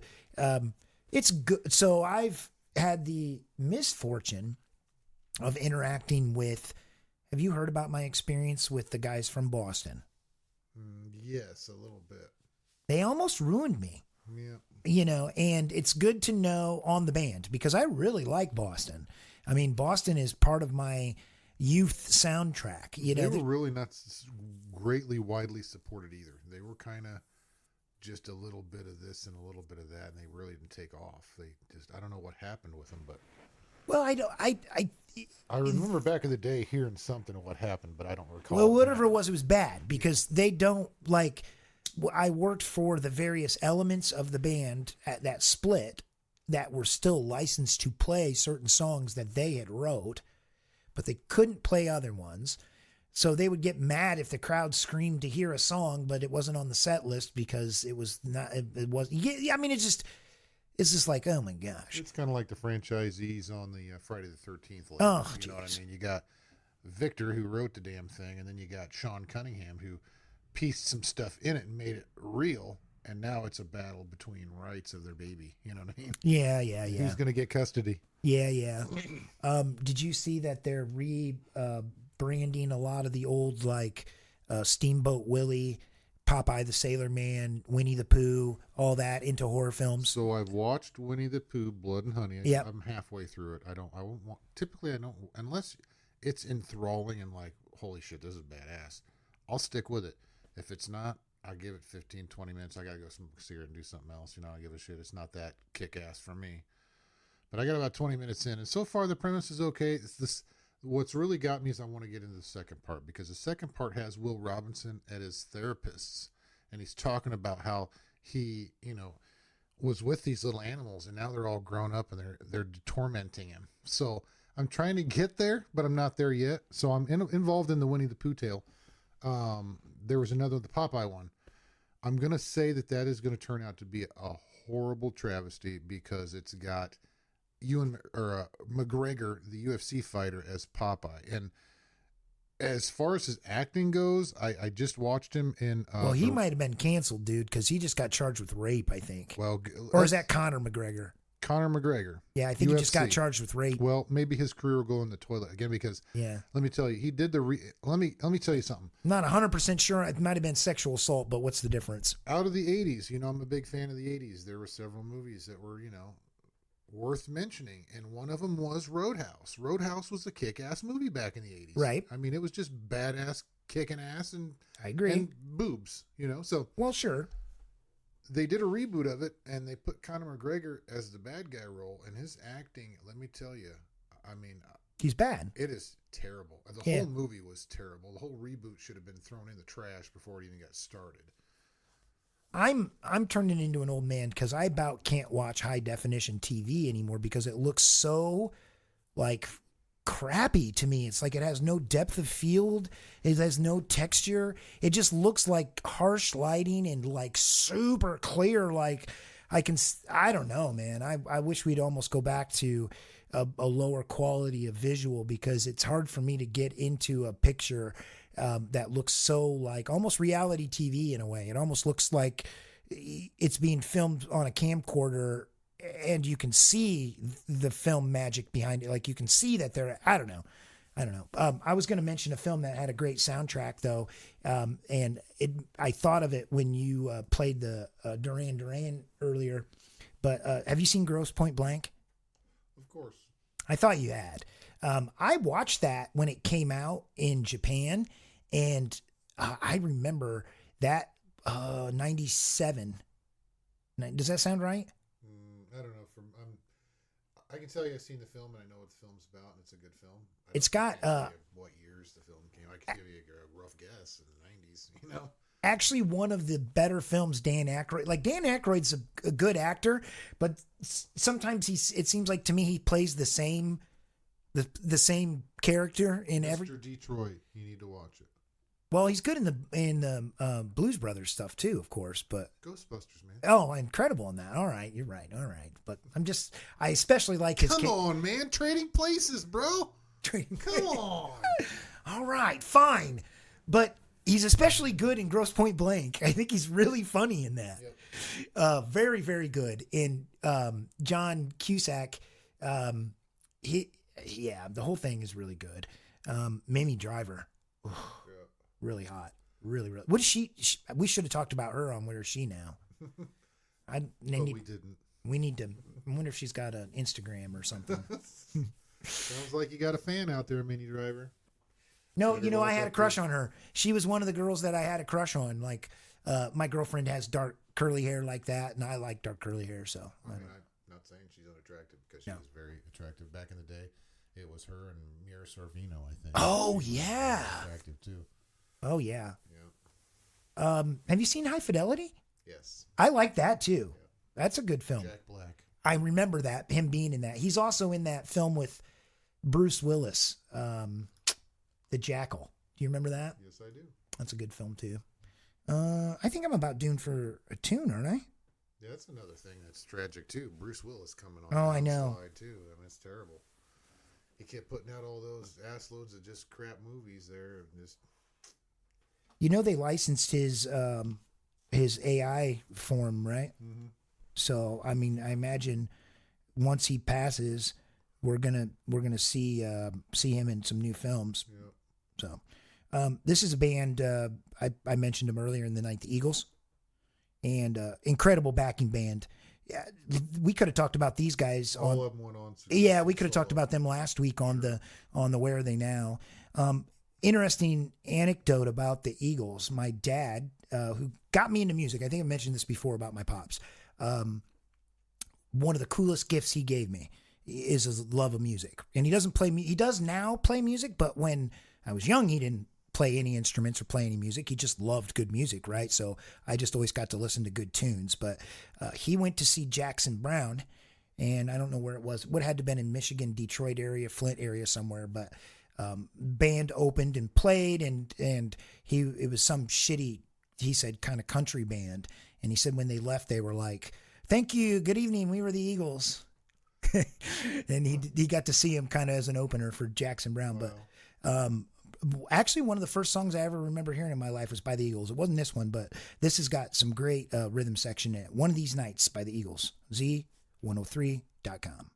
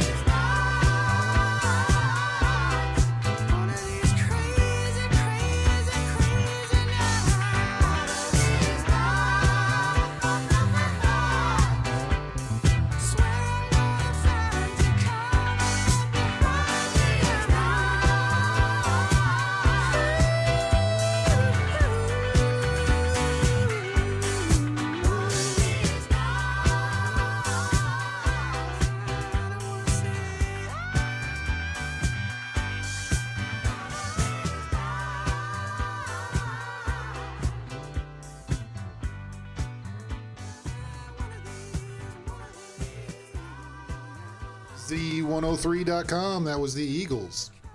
Awesome tune. Yeah, we were kind of digging through that to try to find out some specifics on that, because the Eagles have kind of an interesting lineup and a lot of heavy hitters in that band. That everybody did solo stuff. Pretty much Joe Walsh and Don Henley would you say be the biggest out of those?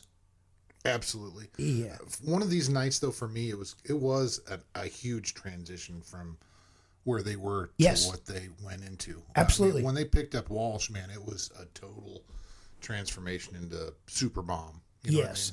what I mean? Superbomb stardom. The album, One of These Nights, is the fourth studio album by them. It was released on June 10th of 75, and it was their commercial breakthrough, transforming them into international superstars. It's coming off Wikipedia, but One of These Nights, the actual song itself, was sung by Henley. Yep. But yeah, there's, I know from playing in bands and working with musicians and stuff, there's always stories behind the songs, Sure. And depending on how personal people take songwriting or how serious they take the material that they create, people can get pretty bent about who gets the success for it. And there's kind of a little known story about the guitar player for the Gin Blossoms. He wrote the song Hey Jealousy and some other songs. Tragically, I think he killed himself because they kicked him out of the band for being a drunk. And then the band fell apart too. So it was kind of like a thing where it was like without him, they you know what I mean? But in the same regard, I don't like the Gin Blossoms, so in the same regard, they're no longer. Well, but yeah, there's always a story behind like who wrote stuff. This guy took it so personal that they were getting success off a song that he wrote. He was so bitter about it, he essentially drank himself to suicide. Yep. Because he was so bitter about the fact that the band was getting success off of his work. Shit, yeah. I'd be pissed off too. Oh, and I wouldn't go killing myself for it. I'd probably throw a firebomb in that regards, but yeah. Anyway, no, not literally. I'm just joking. Of course not. But we're getting ready to come up on the 3-song block here pretty quick, and we've been talking tonight about bands that have really good rhythm sections, and we mentioned some. I actually might play Actually, I think I'm going to do that for the opening song of the 3-song block. Are you a fan of Stevie Ray Vaughan? Sure. Yeah. It's interesting for a blues guy. He had a lot of mainstream popularity in the early 90s. And the band Double Trouble is a good example of, what he reminds me of too a lot is Jimi Hendrix and the Experience, which was another band that I guess I didn't really think about mentioning. Would you rather hear a song by Hendrix or Stevie Ray Vaughan? Probably Vaughan. Yeah, I think I would too. Yeah. It's not that I don't like Hendrix, but I'm kind of burnt on him, to tell you the truth. Yeah. I mean, I listened to that all through my youth. And that's, preteen era. And it's just, And then you still hear trace amounts on the rock stations of Hendrix just because Hendrix, Yeah. No, I remember when Stevie Ray Vaughan died. I mean, it was tragic enough for me that I took notice of it because I was like, holy shit, that sucks, man.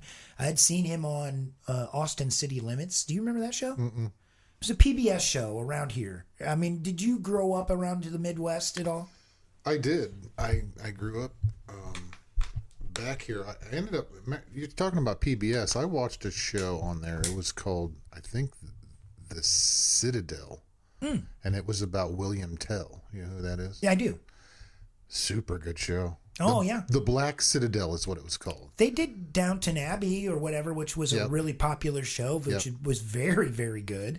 No, Ken Burns' The Civil War is one of my favorite pieces of film I've ever seen. It's just a basic documentary on the Civil War, but it's just so well narrated. And Morgan Freeman and just all these people from the 80s and early 90s were doing the narration for it. It's just brilliant, really great stuff. But I saw Austin City Limits was a show, a music show. And it's still, I think, produced in Austin, Texas, on PBS, they would bring on bands, and everybody that was anybody got to play. Hey, a major notch in your belt was playing Austin City Limits, regardless of your style, because you would tailor your set list to play Austin City Limits, right? Yeah. You know, and I saw a lot of really great bands on there, and Stevie Ray Vaughan's performance at Austin City Limits is something everybody should check out. I'm sure it's out there. It's one of the best performances I've ever seen, and I got to see it as it was live and airing, you know what I mean? But this is one of his lesser known tunes. Tell me if you like this one. We'll chat about it as it's playing, but this is called Life by the Drop on Z103.com.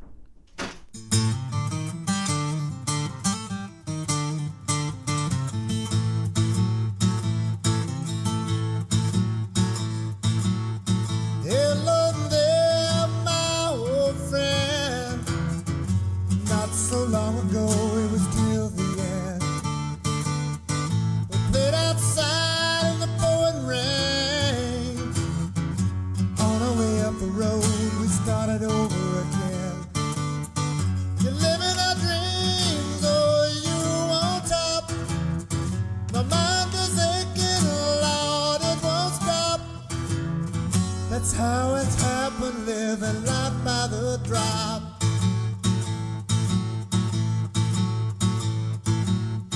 Up and down that road in our worn out shoes, talking about good things and singing the blues. You went your way and I stayed behind. We both knew it was just a matter of time. Living our dreams, oh, you on top. My mind is aching, Lord, it won't stop. That's how it happens, living life by the drop.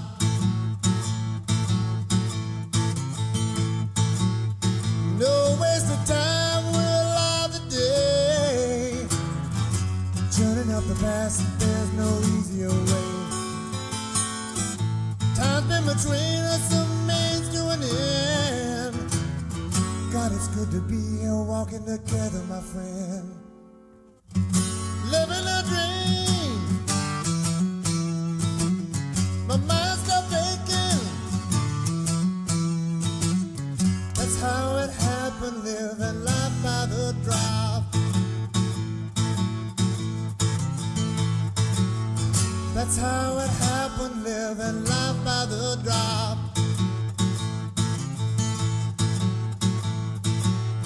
That's how it happened, living life by the drop.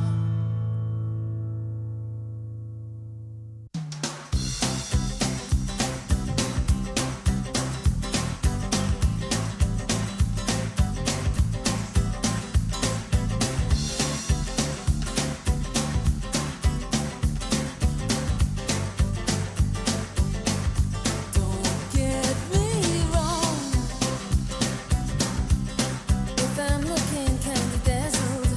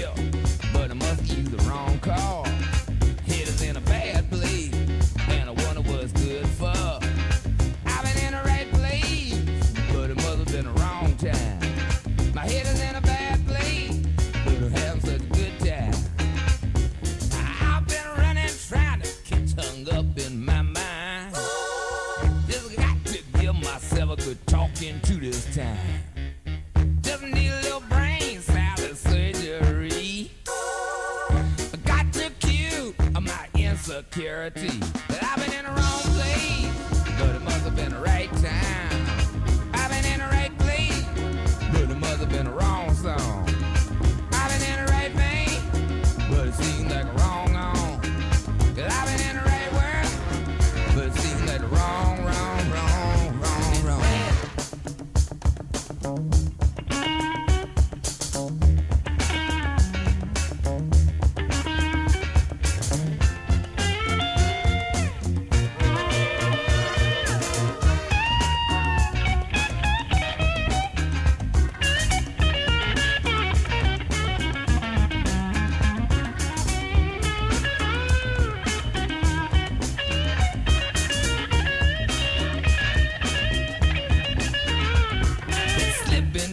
Sneaking, peeping, hiding out down the street.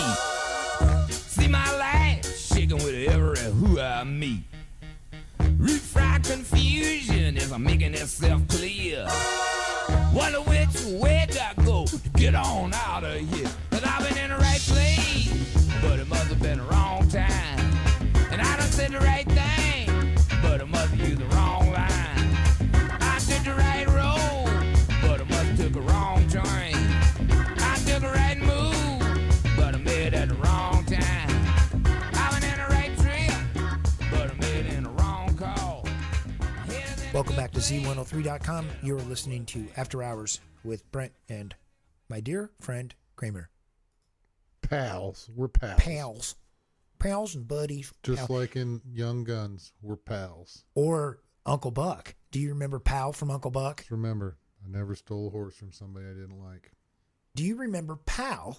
Uncle Buck was awesome. Do you remember the guy in the bowling alley, Yes, Pal, I with the stick, Yes. the toothpick, and the herpy on his lip? Yes. That was Pal.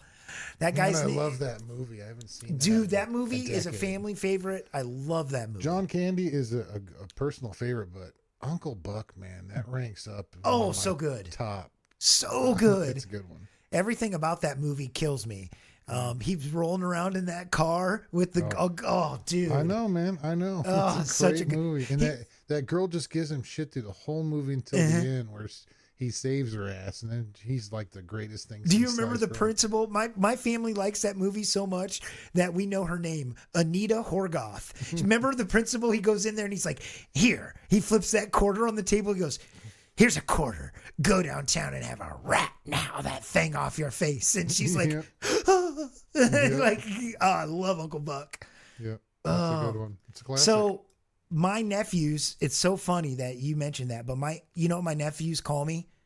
Yubi, which is Uncle Buck. That's what the kid, Macaulay Culkin, and the girl call Uncle Buck is Yubi. But since I'm Uncle Brent, UB, my nephews all call me Yubi. Yeah, I love it, man. It's like the coolest. You know, The Great Outdoors is a good one. You know, That's so good. I love John Candy and all roles, but for some reason, Uncle Buck for me is like one of those. Mine too. It's one of those great ones. It's You know what I so mean? good. And the guy's name is Bug. Remember, he goes, Yep. Bug? He goes, "Are you a gnat, Bug?" Yep. I mean, geez, what a great. I don't know who wrote that, but the writers on that deserve an award because I Uncle think Buck. it was a well-known writer, if I'm not mistaken. I'm gonna do it. Let's do it some justice real quick.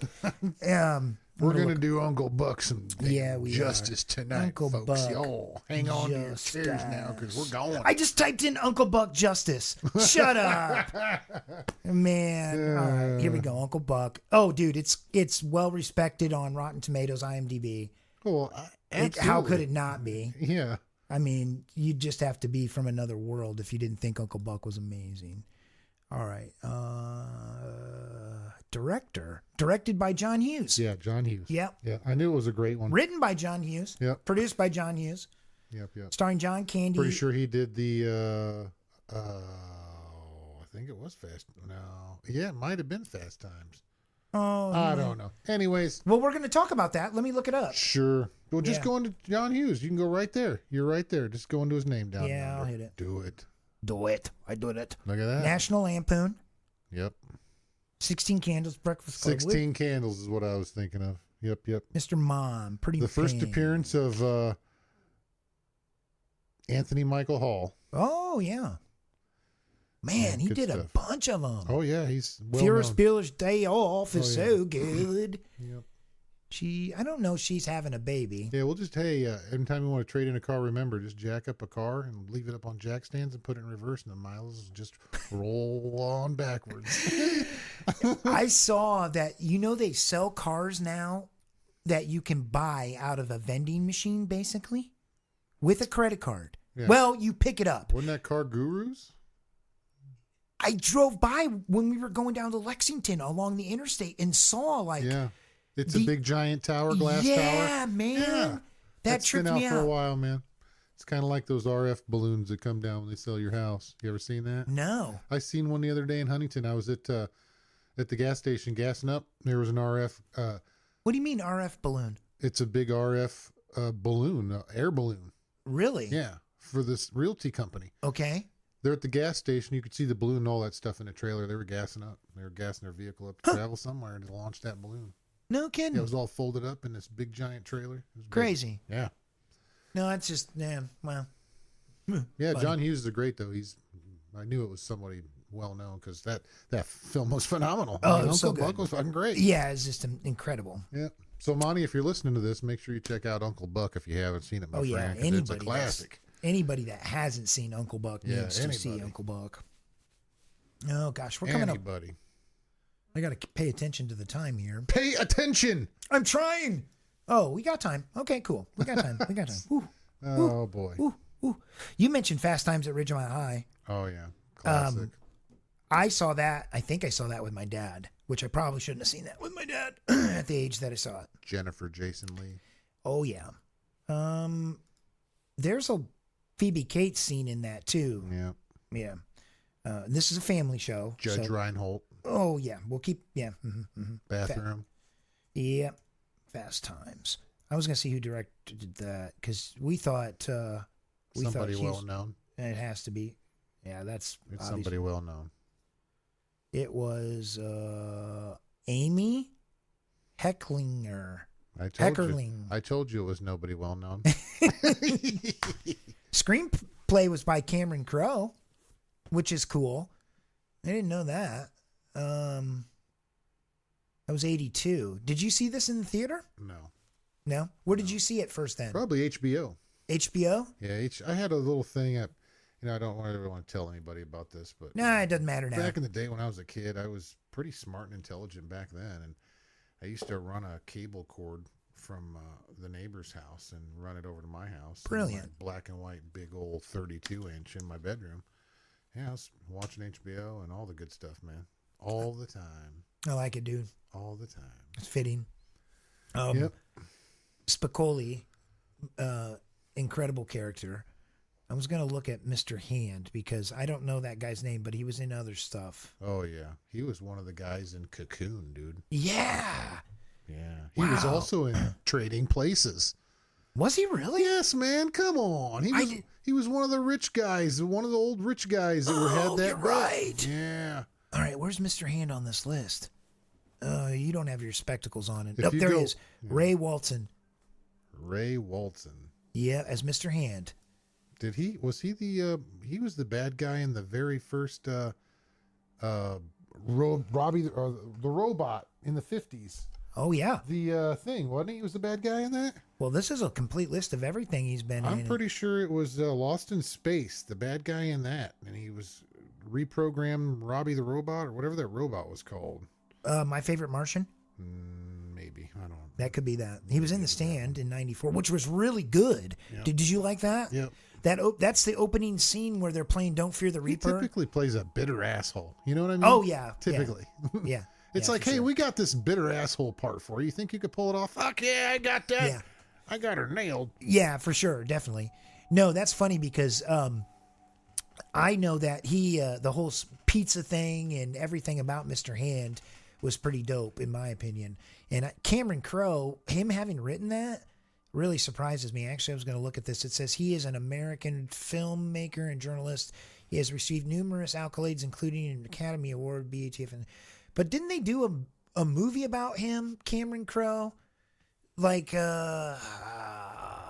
I don't even know who Cameron Crowe is. I think he was he was like a writer for Rolling Stone and all. Like, I don't know. He's just, you're right. Not worthy of note, I guess.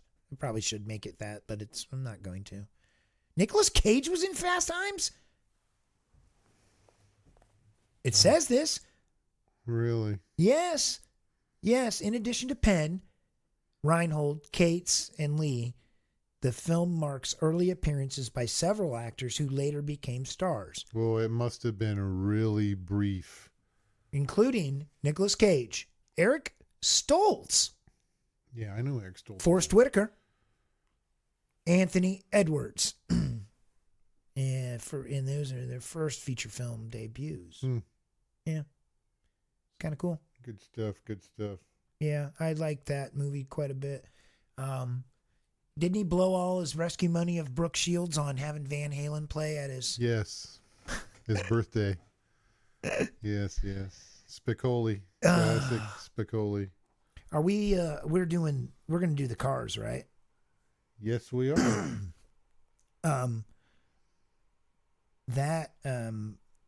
There we go, I found it.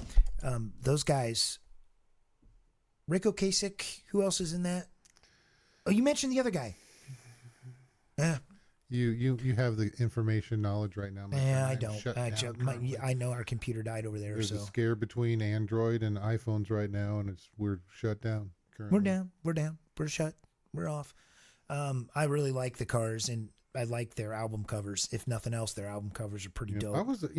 What really got me in the Cars was the album Drive. That's where I became like a really big fan. Then I went backwards in their career, and it was like, wow, that's a good band. You know what I mean?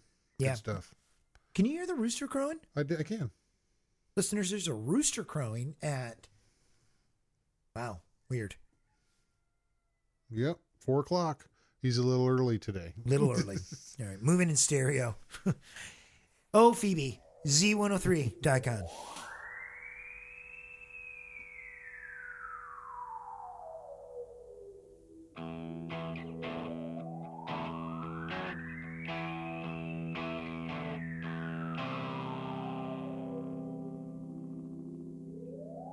Life's the same, I'm moving in stereo. Life's the same, except for my shoes. Life's the same, you're shaking like tremolo. Life's the same, it's all inside you.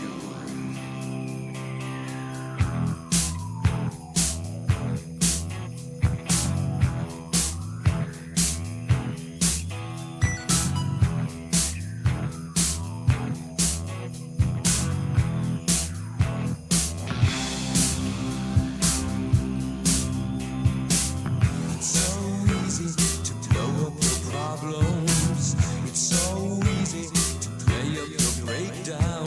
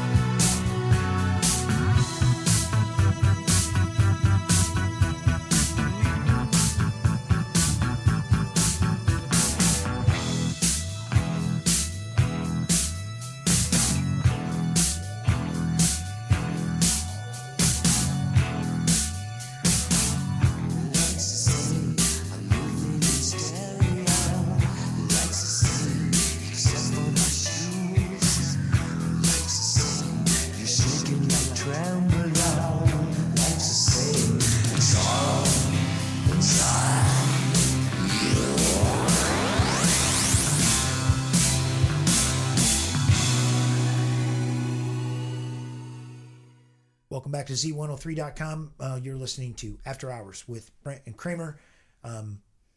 Fast Times. At Ridgemont High. So good. And that song is featured prominently. You know what's really funny? Yeah. You look at Sean Penn as in the Spicoli role. Yeah. And then you look at him after that. There's no Spicoli roles no more, man. No. It was all like he's either a badass crime dude or he's some badass cop or some crooked cop or something. I mean, the last one I watched him in, it was something about a stream or a river. Mystic River is what it was called. And he played the father of a girl that didn't come home and found out that it was like an old childhood friend of his that killed her. Mm. And the friend was played by the Shawshank Redemption guy. Yeah, what's his name? Robbins? Tim Robbins. Okay. Yeah. Tim Robbins killed his daughter, and then it was a whole. Kevin Bacon was the investigative detective. Really? And This is pretty good. yeah, it was a really like dark movie, and it was really good. Like What was really it called? Mystic River. Good stuff, man. I should check that. Do you remember? I can't remember the name of the film. Michael J. Fox and Sean Penn were in a Vietnam movie, Casualties of War. Casualties of It just War, came to yep. me. Yeah. While I was thinking about it, it just clicked. Yeah, he really does. He never really did do a There was no Bill and Ted after that. You know what I No. mean? good point. Yeah, it was the end of Spicoli. It was like, hey, you want this serious role? Sure. Sure. And then after that, I'm Yeah. not going back. You know what yeah, I mean? yeah. We talked about Stir of Echoes last week. Yep. Do you remember that? Oh, Watching yeah. that. That movie scared the fudge out of me, man. Yep. Whoa. Do you remember the scene where he's on the couch and Again, that's another like dark. It's kind of That's a what made dark me think of set. it. It was good, yeah. that's what that you mentioned how dark Sean Penn's stuff was. It made me think of Stir of Echoes, how dark that was. Yep. That had a couple really big actors in it that played some minor roles. Yep. But that was really good too. That movie was scary. Yep. Um, Just watched him in. He's the bad guy in Beverly Hills 4. Is Beverly he? Hills Cop 4. Yeah. Okay, I got it. Should I watch that? You could probably watch it if you're a fan of the Foley series, but it's not that good, man. You know, it's, I have it's as disappointing as the last Indiana Jones movie, which is pretty bad. I haven't finished. It's that. not that bad, but it's on a level of the rest of the Indiana Jones. Bad, man. I haven't Come finished on. it, bro. I watched half of it, and you just now reminded me that I haven't finished. I look at that last one and think, man, Crystal Skull was fantastic. I do too. That was a great movie. know. You I know what I mean? rewatched all of them. So But here's what I did. I annually watch a few films. Like, It's funny, you know, we watched Constantine a while back in your Yep. garage working on something. yep, that's how I do it. I just ended up Yep. forcing our good buddies J and J, where we play cards at. We were eating dinner and we was like, "What do you want to do?" And I was like, "Well, I went to YouTube free movies. There, Constantine was. Watched it again. Watched the whole So thing. good. It's like I can't get around Weiss, the lady, the chick who plays in that. Her What last name happened is to her? Weiss. She did the mummy stuff, but what? Oh, she did a ton of stuff. She did another movie I with. think she was involved in She something. did a movie called Chain Reaction with Keanu Reeves prior to Constantine. Yeah, So she's been in a lot of stuff. yeah. Believe it She's or a not. really good actress. I would don't know. imagine she's still doing stuff that's just not out Yeah. that in our realm of watching. You know, maybe like a holiday Christmas movies or love movies, romantics or comedy or whatever. You know, it's just maybe one of those. I do a lot of my films that I love like that, where I'll be working on a piece in the studio, or I'll be working on something out in the shop, and I'll put a film on. Like I recently watched Jaws again like that, which I could watch that film over and over again. Yeah, I Robert already Sh- did watch that movie over and over. And over again. Oh man! And then the Robert kids Shaw's got so into good. it, and then they started watching it over and over Yeah. and over again. Who did? My kids. Oh yeah, yeah. My family loves that movie, and that movie just so scared me. I don't know why. It's become such a piece in our family, but Now, do you want to go in the ocean? no, Yeah, I'm not a fan. no, Don't put me back in the ocean. no. I don't give a shit You how have big Polish the boat freighter is. to add to your list of things that I say big no to. I've already seen the ocean and don't even have to think about You know, you talk about that now, and I think back as a 14-year-old kid. Hell, wasn't paying attention if there were lifeboats or anything that could save my life if the boat went down. Did you ever look over the side and look into Oh, the yeah, I would always look out. Oh, yeah, I did the whole Titanic. I'm the king of the world. The bow of this giant freighter full of cargo. Yeah, I did all that, hanging out there, checking out the sides of the boat, hanging half-ass. I was 14 years old, man. I didn't give a shit about that, but I know I didn't give a shit about how many lifeboats were on because I didn't pay attention to none of that. And you were out at sea where you couldn't see the shore. You know you were far out. Yeah, man. Yeah. For sure. Exactly. Yeah. Deep ocean. Yeah, deep Cthulhu, bottom of the sea ocean scary. Oh, hey, we got the 11:33 nightcap coming up here pretty soon in a few minutes, and we are playing Rush, who, even though that Rush is Rush, the rhythm section in that band is incredible, and we've been talking about that all night. So I want to get to this, though. You won't be surprised. If you look at a picture of the top of the world, Mount Everest, it's covered with trash, right? Just garbage everywhere. Like an actual physical poo and dead bodies. Like the peak of the world, the top of our world is covered with garbage. The deepest part of the ocean is they went to the deepest part of the ocean and took You know what's really sad is if you go there's up a beer bottle there. There's trash basically. Oh yeah, everywhere. At the peak of our world and the bottom of our sea, there's garbage. Yeah. Man, and it just blows my mind, dude. Yeah. The funny thing is if you're on the top of the peak of Everest and you take a dump, it's not going to disintegrate. It's going to freeze and stay there. Listen to this. A long time. You know how many pounds of human feces they haul off there every year? Thousands. And they leave the bodies up there too. I ended up getting into a weird whole deep dive of Mount Everest because I realized that people die there and they leave them there. You know what I mean? And their bodies are there, and they actually use people's bodies as landmarks to get, like, there's a famously known body that I think has since been removed from Everest, but his name Turned slightly left at Jim's toe. Green Boots. Yeah. His name was Green Boots. Oh, boy. And he's a dead man wearing green boots in a cave that it literally... So just, if you're fascinated with the morbid, I won't go into it a bunch because we're coming up on the 11:33 nightcap. I'm not too fascinated with it. I know what happens. Well, it's just so weird that to me, like, I can't comprehend it because there's over 200 plus bodies on Mount Everest that are left there, and most of them are visible to the people traversing. Literally, in order to accomplish a full ascent of Mount Everest, I find that hard to believe. And there's trash I really do. everywhere. Well, there's trash everywhere. My point is it's like you literally... Did you see recently there was a video where a section of the trail on Everest collapsed on video and two people just dropped right off the side of the mountain. Boom, gone.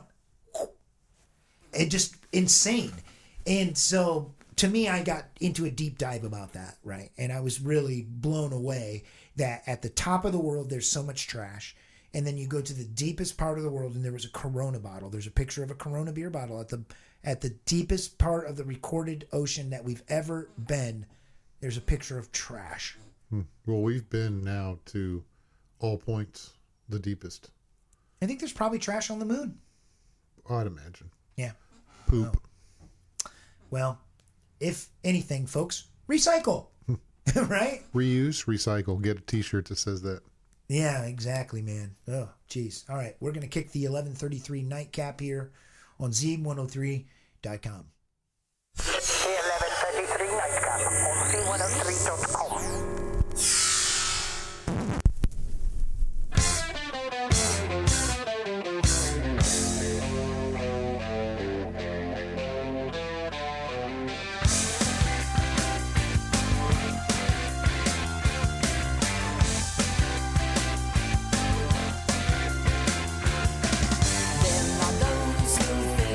Life is nothing left to chance. Hey, host the holy, always true.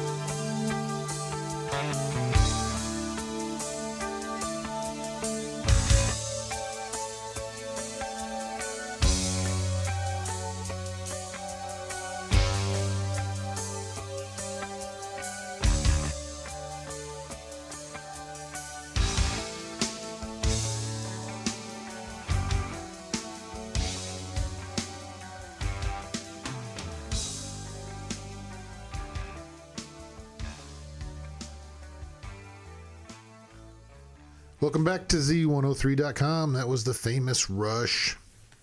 Canadian musicians that have been making other musicians feel like shit for the last almost probably 40 years now. Hey, 3-man band. Incredible. With that talent. Good Very, stuff. very good. Yeah, I didn't get into Rush super heavy, but I did listen to a lot of Yes because my dad was big into Yes. And I didn't hear a lot of Rush, I guess, but I've never spent a lot of time in Canada at all, I don't think. And I was just wondering what do they eat over there? You know, what kind of stuff is just like the norm over there? You know, is there stuffs over there? They have these things called all season chips or something like that. Have you seen those before? No. It's a Canadian thing. All I've seen is Canadian change. Oh yeah, Canadian change, Canadian bacon, Canadian syrup. bacon. I guess I've had. Yeah. Let me see. I think they're called all dressing chips. Let's look those up real quick. There you go. All dressing chips. Ruffles. Those are Ruffles, man. What is it? Ruffles a Canadian company? No, but what does it say? As it states, made popular by the Canadian culture. Oh, look at that. 100 flavor or number one Ruffles flavor in Canada. They're really good. I like them quite a bit, in fact. You should try them. Oh, wow. Lay's has them now, too? No way. An Old Dutch.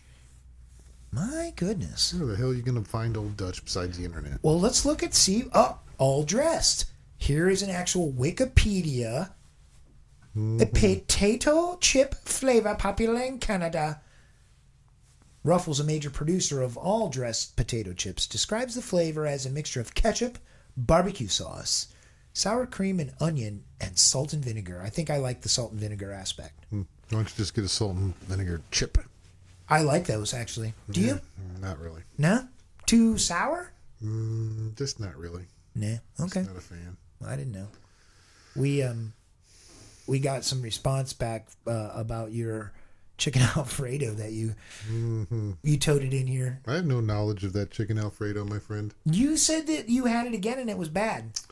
No, I said that night when we were eating it, when you so rudely interrupted me and stated that I was eating chicken Alfredo online. Well, yes. I said it wasn't really that good. It was one of those frozen, I won't even go into the name brand, but it was in the frozen section.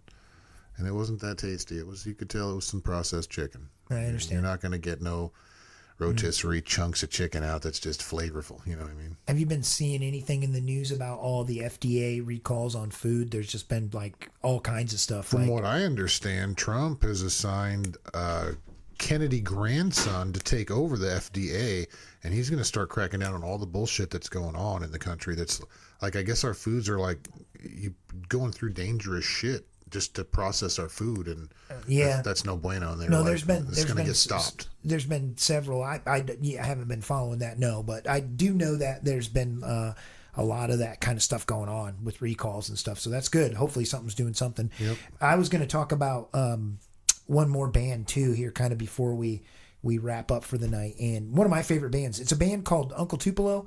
Have you ever heard of them before? No. Okay, the set list on that I have over here, and you might find some of their stuff around and they're very well known in a very specific genre of kind of like this alternative country thing that was popular in the early 90s. So if you weren't into that, you missed them.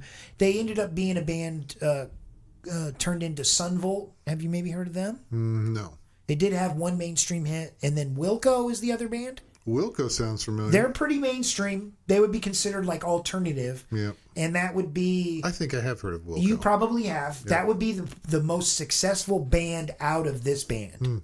And one of the singers it was actually the bass player, Jeff Tweedy, formed Wilco. And they were kind of they started a genre of music called No Depression.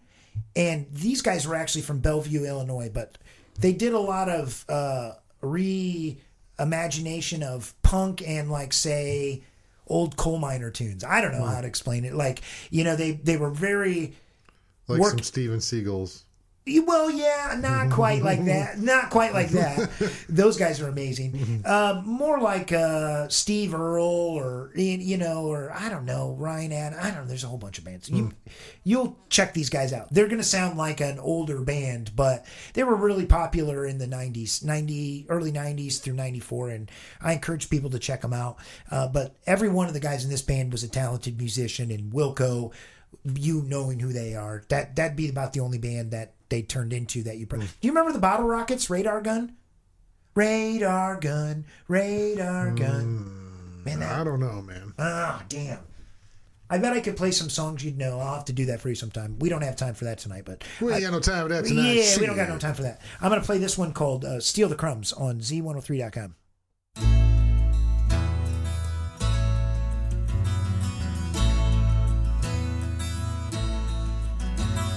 Sidetrack down the middle. Never saw it coming. What a surprise! It's been a wonder. Electricity tells a story. It's a sound in ears. Fear is watching you. It's watching you close. You can fight it, both arms swinging, or try to wash it away. Pay up to the echoes of okay. No more, no more will I see you. No more will I see you. No more will I see you.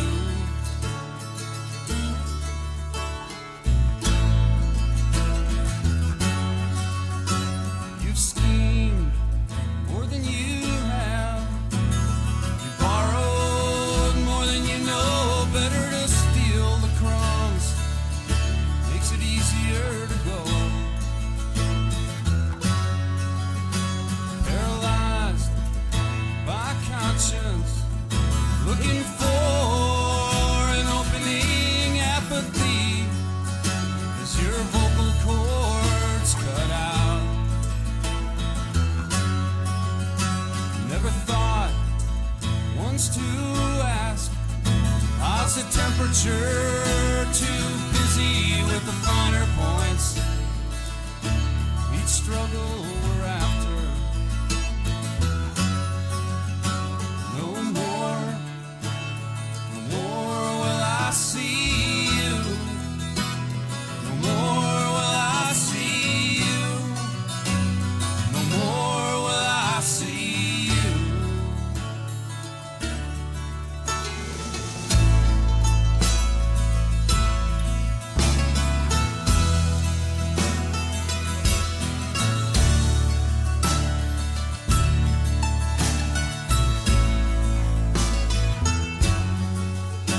So long since I've seen you. Haven't we both been living the high life that flows on the bottom? No more, no more will I see you. No more will I see you. No more will I see you.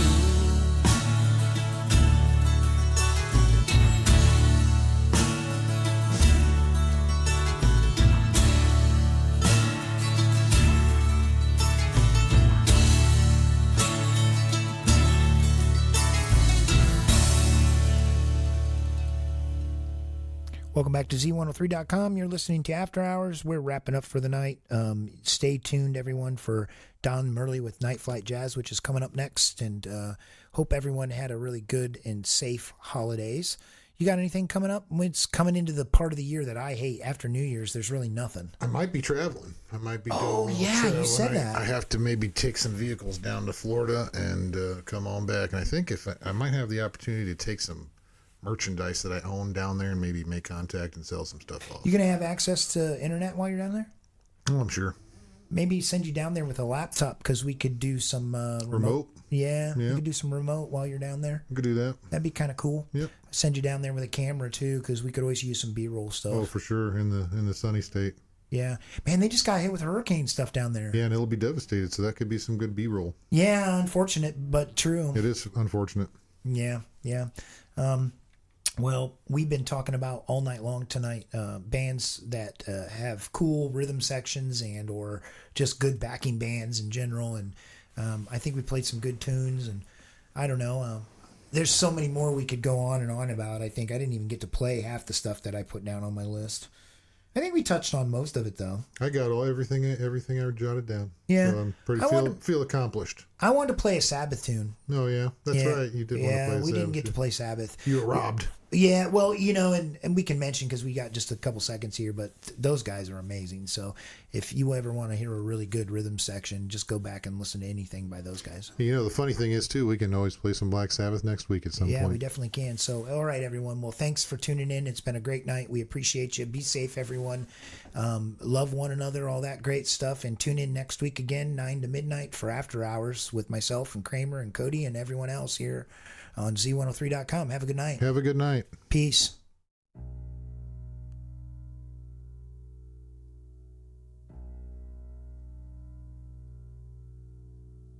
Angels fall to earth, oh, it's done. Ooh, now your heart is cold, waiting on the summer of my